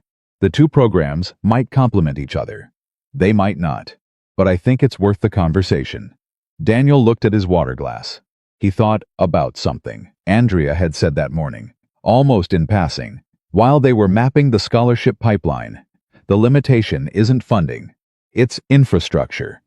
We need partners who are already embedded in the communities we're trying to reach, he thought. Community education nonprofit, already embedded. When? He said. They arranged Thursday, noon. A place near Daniel's neighborhood, which told him Harrington had done enough research to know where Daniel lived, and was deliberate enough to offer the convenience. Both facts told him something useful about the man. He hung up. He stood in the kitchen for a moment. Then he went back to the conference room. He waited until there was a natural break in the conversation, Andrea and Theo going through scholarship parameters, Marcus on his laptop pulling enrollment data from a comparable program in Seattle. And then he said to Victoria quietly, "So it was just between them. Robert Harrington called me." She looked at him sharply. "When? Just now." Her expression went through something complex in about 1 second. He watched it happen, recognition, calculation, something that landed finally on a particular kind of careful stillness. "He's a good man," she said. "He's the best person I know on the board, actually. He wants to talk about Forward Chicago." Yes, he would. She looked at him steadily. "And you should meet with him. If Forward Chicago comes on as a community partner, we can reach people the foundation can't reach on its own. Their ground network is stronger than anything we have." A brief pause. "I'm telling you that even though it complicates things." "I know you are," he said. She picked her pen back up. "Thursday, noon. I'll make sure Jennifer keeps your calendar clear." She went back to the document in front of her. Then, without looking up, "He saw you at dinner and asked for your name. I hope you know that means something." "I know," Daniel said. "It means you were the most remarkable person in that room." He looked at her. She was writing something on the document. Her tone had been entirely matter-of-fact, no performance in it, no attempt to make the statement land as a compliment. She'd said it the way you state a thing you simply believe to be true. He went back to his own document. He didn't say anything, but he wrote 3 words at the top of the bridge curriculum draft that weren't there before. For Rachel. Finally, Thursday at noon, he sat across from Robert Harrington in a diner 4 blocks from his apartment. The same diner where he took Lily for pancakes on Saturday mornings, the one where the owner, a Greek man named Pete, always gave Lily an extra side of fruit without being asked and had been doing it since she was 5. And Daniel had no idea if Pete even remembered doing it, or if it was just automatic at this point, the particular muscle memory of kindness. Harrington arrived exactly on time. He was different outside the context of Aurelius. At dinner, in that formal setting, he'd read, as simply another executive, distinguished, composed, part of the furniture of power. Here, in a vinyl booth with a laminated menu, and Pete's coffee, he read, as something more specific and more interesting. A man in his early 60s who had spent a long time caring about the right things and had the specific, settled ease of someone who has stopped needing to prove it. He ordered coffee and a piece of pie. Daniel had coffee. "Tell me about Forward Chicago," Daniel said, because it was his time, and he wasn't going to spend it on preamble. Harrington looked slightly pleased by the directness. 14 years old. Originally a workforce reentry program for formerly incarcerated individuals. Expanded 12 years ago to include adult education, broadly GED completion, job skills, digital literacy. Language access was always part of the vision, but we've never had the capacity to do it properly. He turned his coffee cup slightly on the table, an echo of a gesture Daniel had seen in another context recently. "We have 17 partner sites, community centers, churches, 2 public libraries, a Latinx cultural center on the south side. We have trust in communities that took 14 years to build, and that, at money not by." Daniel listened. "What's the gap?" he said. "Program design and instructional leadership," Harrington said simply. "We can provide the space and the trust and the existing relationships.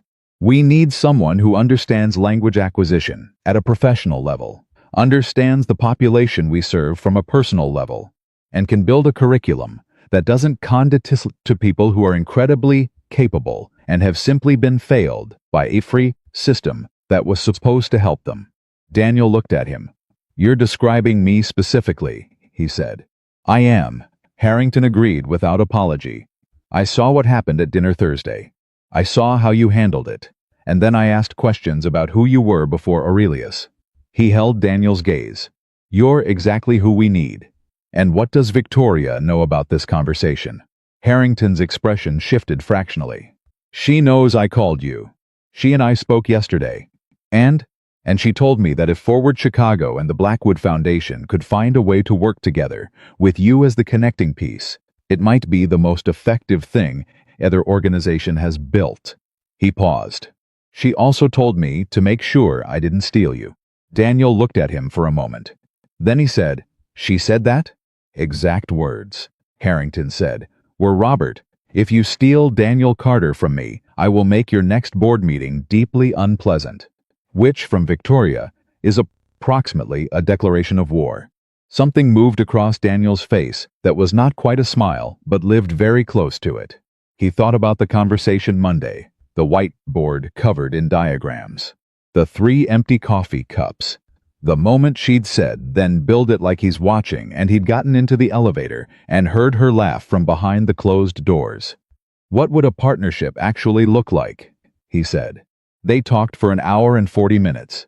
By the end of it, the outline of something existed that neither organization had gone in with a joint initiative where the Blackwood Foundation's scholarship funding and curriculum infrastructure would be delivered through Forward Chicago's 17 community partner sites, the Foundation's resources, Forward Chicago's trust.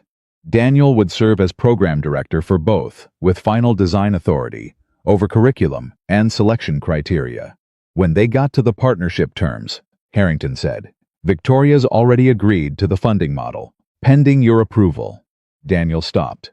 Pending my approval, he repeated. She said again, exact words, Daniel has final say. That's the deal. Harrington looked at him. She meant it. Daniel sat back in the vinyl booth. Pete appeared at that moment with the coffee pot, topped them both off without asking, looked at Daniel, and said, Everything good. Yep, Pete, Daniel said. Everything's good. Pete moved on. Harrington was watching Daniel with the particular attention of a man who has learned to read what happens in people's faces in the moments between what they're saying. Can I ask you something personal?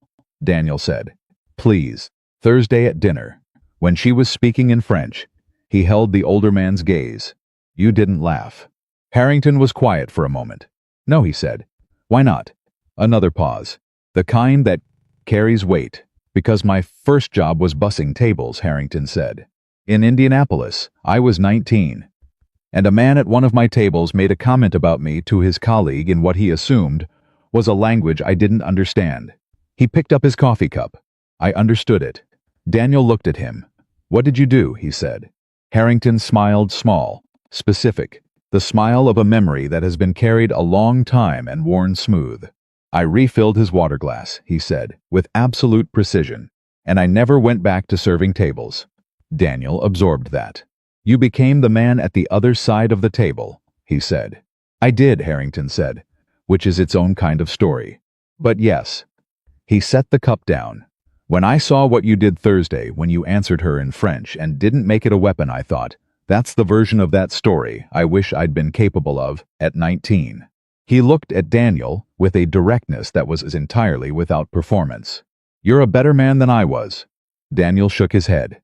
You just had a different path to the same place. Maybe, Harrington said. Maybe. They split the check. Outside, Harrington extended his hand. Daniel shook it. I'll have the partnership framework to Victoria by Friday, Harrington said. And to you simultaneously. Nothing moves without your sign-off. I know, Daniel said. Harrington started to turn away, then stopped. Your daughter, he said. Jennifer mentioned you have a young daughter. 7, Daniel said. Harrington nodded. The particular nod of a man who is thinking about something larger than the conversation. A scholarship that's been sitting unfunded at Forward Chicago for 3 years. Named for my wife. She was a single mother before I met her. Raised 2 kids alone on a teacher's salary. Went back to school at 42. Got her master's. He looked at Daniel. I've been waiting for the right program to attach it to. Daniel went very still. I think I found it, Harrington said. He walked away. Daniel stood on the sidewalk outside Pete's diner. He stood there long enough that Pete, visible through the window, raised an eyebrow at him from behind the counter. Daniel gave him a small wave that meant, "I'm okay. Give me a second." He was thinking about something he hadn't thought about in a specific way for a long time. He was thinking about the day he'd turned down the six-figure offer. 3 weeks after Rachel's funeral, sitting in an HR manager's office that smelled like carpet cleaner and recycled air, looking at a contract that would have been everything he'd worked for, and knowing with the particular, clear-eyed certainty that grief sometimes delivers as its one and only gift that the right answer was no. He'd thought, in the months that followed, that saying no to that contract was the thing that had cost him the most. He was beginning to understand that it might have been the thing that made everything else possible. His phone buzzed. Text from Victoria, Harrington called. "How'd it go?" He typed back, "Good. I think we can build something real." Her response came in 11 seconds. "I know you can. That's why I didn't fight him on the meeting." He put his phone in his pocket. He started the walk home. It was a Thursday afternoon in November, cold and clear and specific, and the city around him was doing what cities do, enormous and indifferent and full of people carrying their own invisible weights in every direction. And he walked through it, thinking about Lily and Rachel and Harrington's wife's scholarship and Pete's fruit plate and the 6-hour curriculum framework and Theo's mother, who never learned Spanish. He was thinking about all of it at once, the way you think about all the things that are actually yours. When you've spent long enough carrying only the things that were immediately necessary. He was almost home when his phone rang again. "Carol." He picked up immediately. "Everything okay?" "She's fine," Carol said. "She wanted me to ask you something." "Okay." "She wants to know if the billionaire lady is going to come to her school play." Daniel stopped walking. "Her school play," he said. "December 14th. She's playing a tree." A pause. "She says it's the most important tree in the play." He laughed. "The full kind again." "The real kind. I'll ask," he said. "Daniel," Carol said, in that other voice, the one she reserved for the things she actually needed to say. "You sound different." "Different how?" "Like you again," she said. He stood on the sidewalk in the November cold. He didn't say anything for a moment. "Yeah," he said finally. "I think I might be." He hung up. He put his phone away. He went home. That night, after Lily was asleep, he sat at the kitchen table with the bridge curriculum draft and worked for 2 hours, adding and cutting and rearranging with the focused energy of a man who has found the thing that fits the hands he has and is no longer interested in wasting time. At 11:17, he closed the folder. He looked at the refrigerator. "My dad rocks." He looked at it for a long moment. Then he went to bed. He slept for 7 hours. Friday morning, the partnership framework from Harrington arrived in his email at 6:58, copied to Victoria, with a cover note that read, "Daniel, please review and mark any terms you want changed. Nothing is fixed until you sign it." He read it over breakfast. At 8:12, he sent back one change. He'd added a line to the scholarship criteria: priority consideration for applicants who have been primary caregiver during their period of educational interruption. He sent it. At 8:21, Harrington replied with 2 words, "Done." "Perfect." At 8:23, Victoria replied with 1, "Yes." At 8:27, Theo replied he'd apparently been copied on the chain with string of characters that was not words but communicated everything necessary. Daniel smiled at his phone. He poured the rest of his coffee. He was going to be early today. He was going to be early today. That turned into a pattern. For the next 6 weeks, Daniel Carter arrived early to everything. Early to the Blackwood Group offices. Early to the Forward Chicago Partner site meetings. Early to the community center on the south side, where he spent every Tuesday afternoon sitting in folding chairs with adults who had been failed by 12 different systems and were still, improbably, showing up. He arrived early because he wanted to, because the thing he was building felt like something that deserved the full weight of his attention, and because somewhere in the architecture of who he was, showing up early was how he told a thing: "I take you seriously." The weeks moved fast, faster than anything had moved in 4 years. There is a particular quality to time when you are finally doing the right thing. It doesn't slow down. The way people sometimes say meaningful work slows time down. It accelerates. It pulls you forward. You look up and it's Thursday, and you were just looking up and it was Monday. December arrived. The bridge program, that was the official name now, settled in a meeting where Andrea had written 12 options on the whiteboard, and Daniel had looked at the list for 30 seconds and said bridge, and everyone in the room had gone quiet for a moment in the particular way that means. Yes, that's it. Had its first cohort of applicants. 47 people. Single parents primarily. Ages ranging from 23 to 58. 7 different first languages. 19 of them had some college interrupted. 12 had never been past high school. All of them had one thing in common that wasn't on any form. They had put something important down in order to pick up something more important, and they deserved a hand getting back to it. Daniel read every application himself. Not because he was required to, because he needed to, because the program had started as a framework, and a concept and a job title, and it needed to become, for him, a collection of real human beings with real names and real specific stories. Or it would drift the same kind of well-intentioned abstraction that had failed Theo's mother and 1,000 people like her. He read them at the kitchen table, at night after Lily went to bed. Some of them took a long time because he had to stop and sit with what he'd read before he could move to the next one. There was a woman named Gloria, 44, who spoke 3 languages, already fluent Spanish, conversational Portuguese, basic French, but needed professional-level English writing skills to qualify for a promotion she'd been passed over for twice.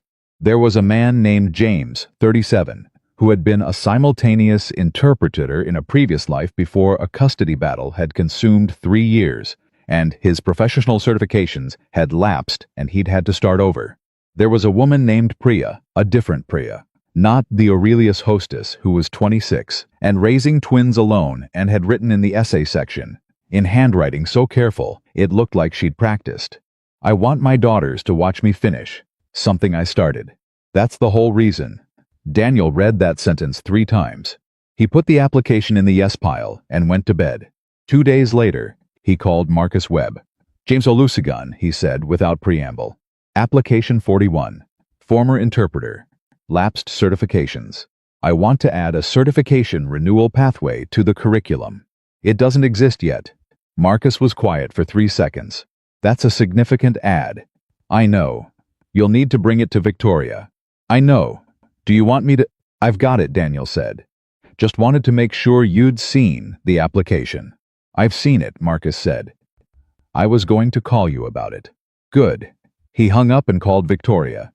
She picked up on the first ring.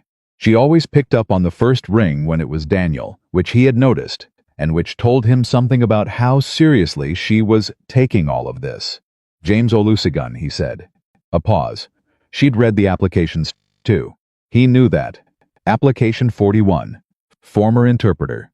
"I want to build a certification renewal track into the program," he said. "He's not the only one who needs it. There are probably 3 others in this cohort who've let professional credentials lapse because of circumstance. If we can build a pathway that reconnects those credentials, we're not just teaching language skills. We're restoring careers." She didn't answer immediately. He waited. "What does it cost?" she said. "More than what we budgeted. Less than what it returns." Another pause. "Build it," she said. He exhaled through his nose. Not with surprise. He'd been reasonably confident she'd say yes, but with the particular, still unfamiliar sensation of being given the room to do the thing you know is right, without having to fight for every inch of it. "Thank you," he said. "Don't thank me," she said, with a dry precision that he'd come to recognize as the sound of her at her most honest. "You're right. That's why I'm saying yes. Keep being right, and I'll keep saying yes." He almost laughed. "I'll do my best. See you tomorrow." She hung up. He looked at James Olusegun's application on the kitchen table. He picked up his pen. He wrote 3 letters in the top corner. Yes. Then he wrote, in smaller letters underneath, full track. He moved to the next application. The school play was December 14th. He had told Lily, carefully, at dinner one night, in the first week of December, that he'd asked Victoria about it. He'd worded it as a question, would you like her to come? Because it was her school, and her play, and her life, and decisions about who entered those spaces were Lily's to make. Lily had thought about it with the visible effort she brought to things that genuinely mattered to her. She can come, she said finally. Yeah, but I want to talk to her. After. I have something to ask her. She said she wants to ask you something.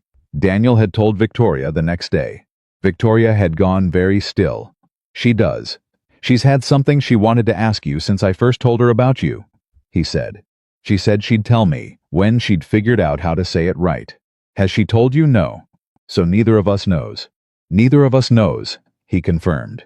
Victoria looked at him with an expression that was, for someone of her precision and control, remarkably unguarded. That's terrifying, she said. She's 7, he said. 7-year-olds ask the most honest questions of anyone, she said. That's exactly why it's terrifying. The 14th arrived cold and clear, the way December in Chicago arrives when it's decided to be beautiful about it. The school auditorium held about 200 parents, grandparents, aunts, uncles, and various neighbors who had been recruited or guilted into attendance. It smelled like industrial floor wax and someone's heavily applied perfume and the particular electricity of children who have been rehearsing for 3 weeks and are approximately 30 seconds from approximate finales being allowed to do the thing. Carol was there in the 3rd row, already saving a seat with the strategic efficiency of someone who has attended enough of these to know that the 3rd row center is where you want to be. Daniel arrived with Victoria.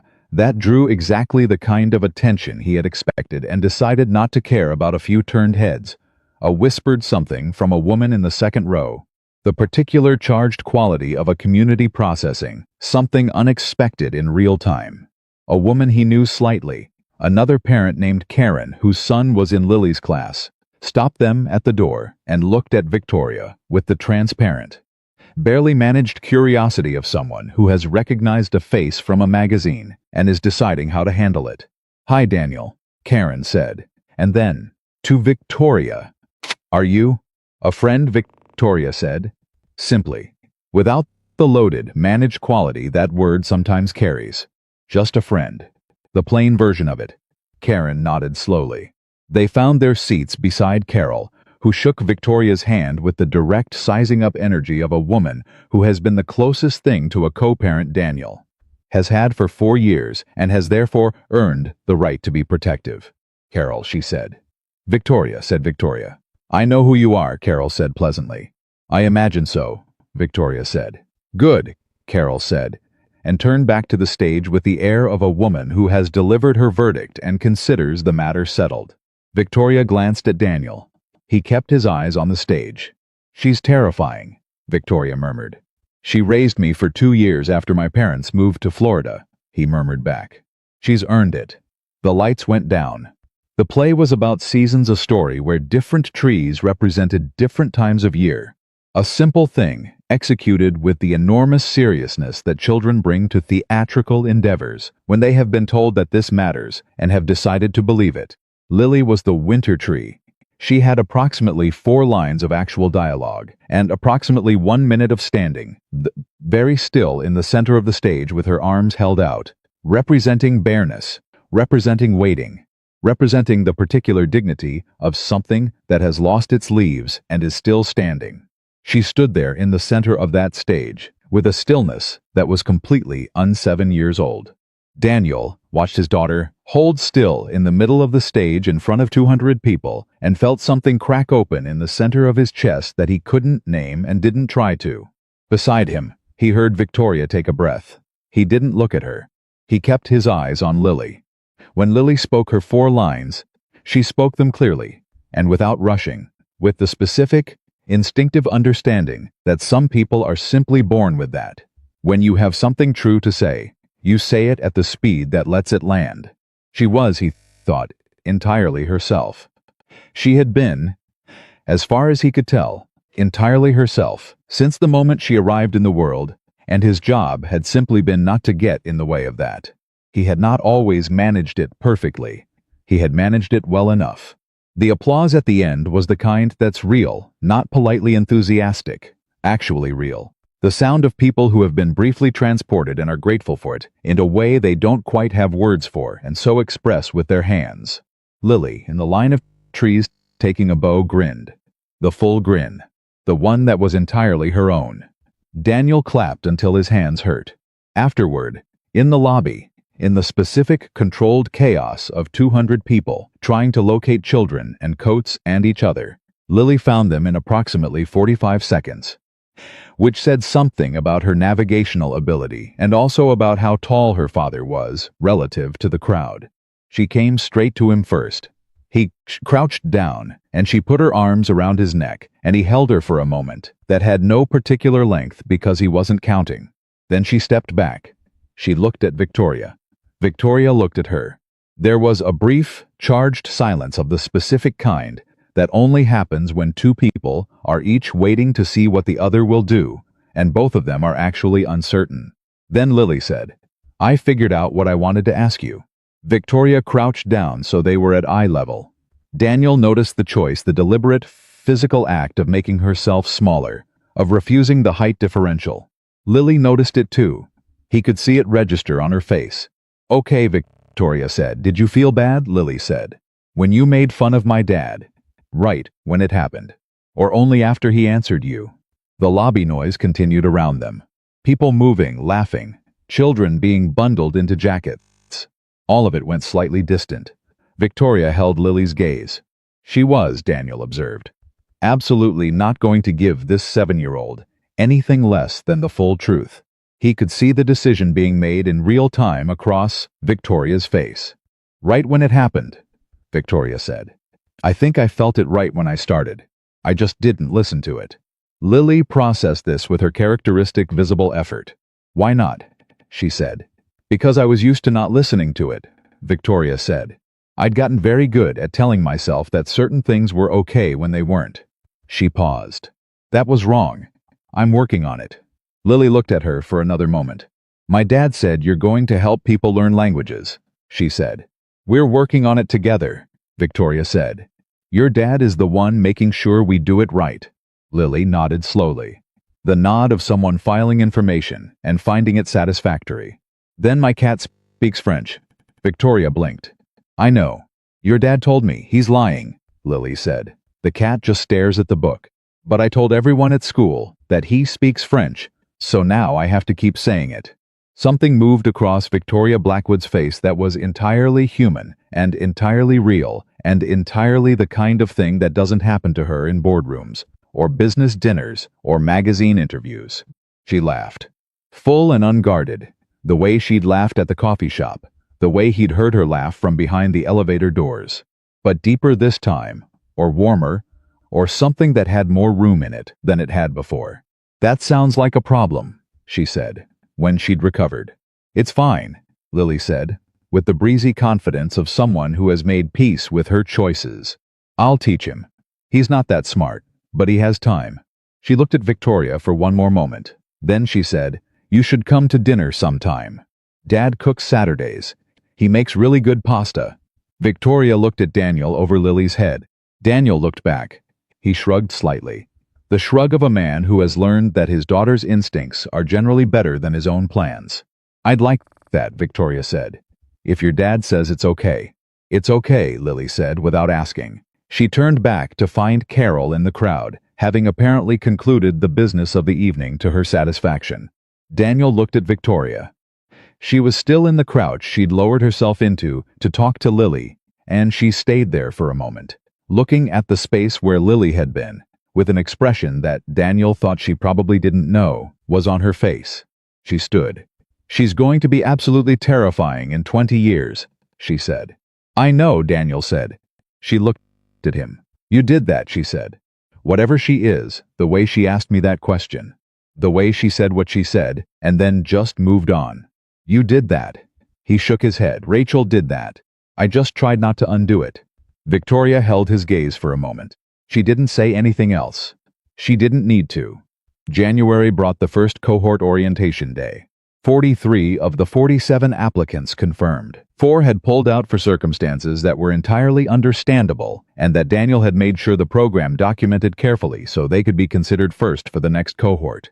He was not going to let this become a program that let people fall through cracks without noticing where the cracks were.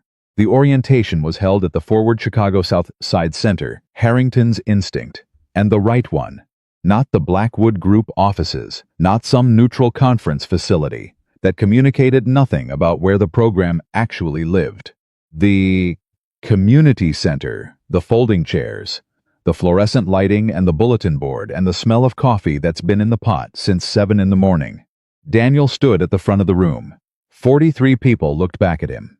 He looked at them for a moment without speaking, and he did it on purpose, not for dramatic effect, but because he wanted to see them, not as a cohort, not as metrics in a program, as the specific human beings they were, carrying whatever they were carrying, who had filled out an application and rearranged their lives, enough to be here on a Tuesday morning.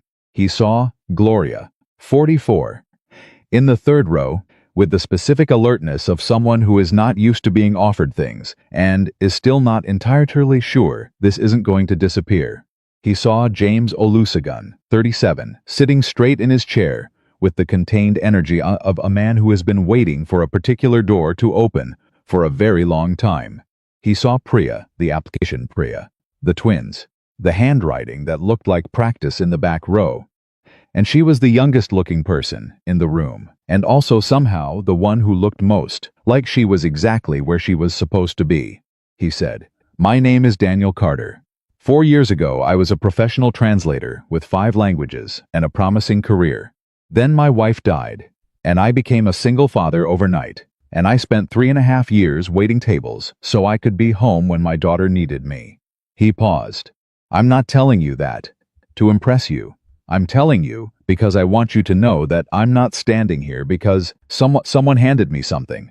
I'm standing here because someone saw what I was when nobody was looking and gave me the chance to do the thing I was supposed to do." Another pause. "That's what this program is. Not a gift. A chance. What you do with it is yours." The room was absolutely silent. Then Gloria in the third row said, in a voice that was steady and clear and cost her something, "When do we start?" And Daniel smiled the full kind, the real kind, and said, "Right now." The program started. 6 weeks in, James Olusegun completed the first phase of his certification renewal assessment. He called Daniel at 7:43 in the morning to tell him. Daniel was on the bus, he answered. "I passed," James said. Just that, Daniel closed his eyes for 1 second. "I know," he said. "How do you know?" "Because I read your application. Because I've watched you work for 6 weeks. A brief pause. "You were always going to pass, James. You just needed the door." James was quiet for a moment. "Thank you," he said. "For the door. Thank Robert Harrington's wife," Daniel said. "Her scholarship paid for the certification module." James made a sound that had no words in it, but was the most complete communication Daniel had heard in a long time. "Tell her thank you," James said. "She passed 4 years ago," Daniel said. "But Harrington will hear it. I'll make sure." He hung up. He looked out the bus window at the January Chicago morning, all gray and cold, and entirely, specifically itself. He called Harrington. Harrington picked up on the second ring. James Olusegun passed his Phase 1 certification assessment, Daniel said. A silence. Then Harrington said very quietly, "Patricia would have loved that." "I know," Daniel said. "Thank you for calling. Thank you for the scholarship." He hung up. The bus moved through the city. He was thinking about something Lily had asked him 2 nights before, while they were doing the dishes after dinner, a Saturday pasta dinner that Victoria had come to, which had been an evening of such specific and unrepeatable normalcy that Daniel had filed it away carefully, the way you file things that are too good to examine too closely. Lily had handed him a wet plate and said, "Dad, are you happy?" He'd taken the plate. He'd thought about the question with the seriousness it deserved, because she'd asked it with the seriousness it deserved. And that was one of the things she'd taught him, without knowing she was teaching him that the most important questions get reflexive answers. "Yeah," he'd said. "I think I really am." She'd handed him another plate. "Good," she'd said. "You were sad for a long time." "I know. But you weren't mean," she said. "Some people get sad and they get mean. You didn't." He'd looked at her. "I had you," he said. That made it harder to be mean. She'd handed him the last plate and dried her hands on the dish towel and said, "I think Mom helped too." He'd stood at the sink for a moment. "Yeah," he'd said. "She did. That was 2 nights ago." Today, on the bus, moving through Chicago, Daniel held that conversation, and the James call, and the Harrington silence, and the image of Priya in the back row, and Gloria's voice saying, "When do we start all at once?" The way you hold something that's too big for one hand and has to be carried in both. He was not the same man who had walked into Aurelius 3.5 years ago and learned how to make himself invisible so people with money could feel comfortable. He was not the same man who had answered Victoria Blackwood in French from the place of a bruise that had been building for months. Though he had handled that moment with a grace he was still, honestly, slightly surprised by. Because grace is something you only know you have when the circumstances test for it. He was something that had come through those things and not been diminished by them. In February, 6 weeks after the cohort began, the Blackwood Foundation announced the Bridge program publicly. Not with a press release, written by a communications team to maximize positive coverage. With a video that Victoria had asked Daniel to script, and that he had written in one sitting at midnight because the words came that way, all at once. The way things come when you've been thinking about them for long enough without knowing you were thinking about them. The video featured 3 people from the first cohort: Gloria, James, Priya, each of them speaking directly to camera, in their own words, unrehearsed, about why they'd applied, what they were building, what it meant to be told that what you'd had to give up could be something you came back to. The video ran 4 minutes and 11 seconds. It had 200,000 views in the first 48 hours. Not because it went viral in the manufactured way. Things are manufactured to go viral. Because it was real, and people recognized that. And real things move through the world in a different way than performed things, slower sometimes, but further, and into places that performance can't reach. The blog piece from November, the one about guilt and therapy and billionaire image management, was still findable if you looked for it. These things don't disappear, but it had 112 views. The morning the video crossed 200,000, Victoria texted Daniel at 6:51. "You were right." The program responds. He was making Lily's lunch. He texted back one-handed. "We were right." She sent back. "Don't be gracious, it's irritating." He put his phone down and finished making the lunch. Lily came into the kitchen with her backpack already on, which meant she'd been awake for a while, which meant she had something on her mind. "What?" he said. "The cat learned his first French word," she said. He looked at her. "Bonjour." He said bonjour. He meowed when I said it, which is basically the same thing. Daniel looked at his daughter in her backpack and her half-crooked braids. He was getting better. The left one was only slightly off now, standing in their kitchen in the morning. Completely, specifically, irreplaceably herself. "You know," he said, "when you're 45 and running something important, I'm going to tell that cat story to everyone who works for you." "Good," she said. "It's a good story." She went to the table to eat her breakfast. He packed her lunch. The morning moved forward, the way mornings move forward when they are yours. Fast and ordinary, and full of the kind of small moments that seem like background and turn out, later, to have been everything. In March, at a community leadership event that the Blackwood Foundation co-hosted with Forward Chicago, Daniel stood on a small stage in a room of about 300 people and accepted an award that he hadn't known he'd been nominated for until Jennifer Okafor had called him the week before with the particular careful tone of someone delivering news they know will land in complicated territory. He hadn't wanted to go. He'd told Victoria that. She'd said, "I know. Go anyway. Not for you. For the 43 people in the first cohort who need to see their program director on a stage, being told his work matters." He'd gone. Standing there, with the award in his hand and the room in front of him, he looked out at the audience. Third row, center Carol, who had gotten there early enough to claim the best seat, because Carol always got there early enough to claim the best seat. Beside her, Harrington, who had the same quiet, composed expression he always had, the expression of a man who has arranged things and is now simply watching them proceed. Beside Harrington, Marcus, Andrea, Theo his team. In a row. Theo already visibly emotional about something in the way that Theo was visibly emotional about things, which Daniel had come to find unexpectedly steadying rather than uncomfortable. In the back, standing because there were no more chairs. Because the room was more full than anyone had planned for. James Olusegun, Gloria, Priya, and others from the cohort, not all of them, but more than half, who had come on a weeknight in March because someone had told them the director was getting an award and they'd decided without being asked that they wanted to be in the room. Daniel looked at them. He thought about on the bus after Aurelius. The text from Carol about the braids. The way he'd laughed. The full kind. The real kind.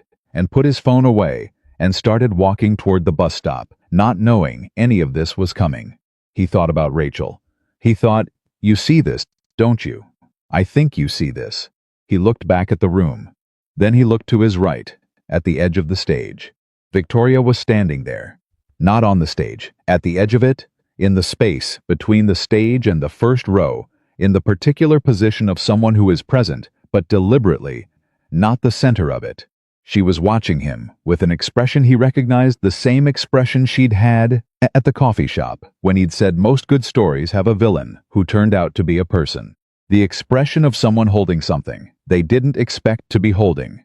He held her gaze for a moment. He thought about a woman laughing in French at a man she assumed could not hear her. He thought about the man who heard every word and chose, in full knowledge of the cost and the alternative, not to be diminished by it. He thought about everything that had come from that choice. He turned back to the room. He said, "I want to tell you about a woman named Priya. She's in this room tonight. She came back to education so her twin daughters could watch her finish something she started." He looked at the back row. "Priya, stand up." She stood. The room applauded. She sat back down, quickly, with the self-contained smile of someone who is not used to rooms applauding for her, and is very briefly allowing herself to accept it before returning to the business of everything else. Daniel looked back at the full room. "Every person in the bridge program is a Priya," he said. "Every person who had to put something down in order to pick up something more important is a Priya. And what I want you to take out of this room tonight is this. The measure of a person is not what they accomplished when everything was easy.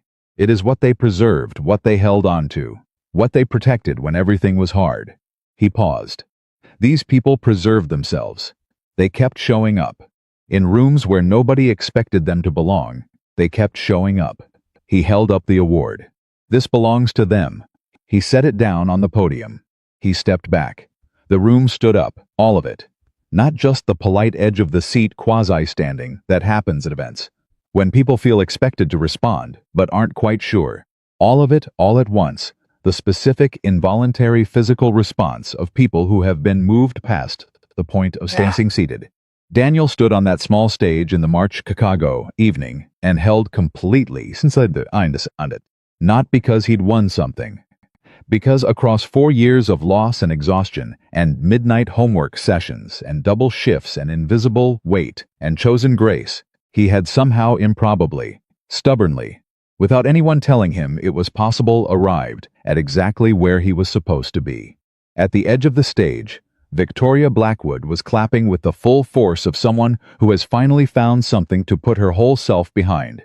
At the bus stop that night, because he still took the bus, because the bus was real and the city was real, and he was a man who needed to stay in contact with what was real. He sat with Lily on the seat beside him, leaning against his arm, already half asleep. Despite insisting she wasn't tired, and he held the award on his lap and looked out at Chicago moving past the window and thought about exactly nothing for approximately 35 seconds. Just looked, just breathed. It was the most complete rest he'd had in 4 years. Lily said without opening her eyes, "Dad? Yeah. Can I learn French for real? With an actual person. Not the down at her."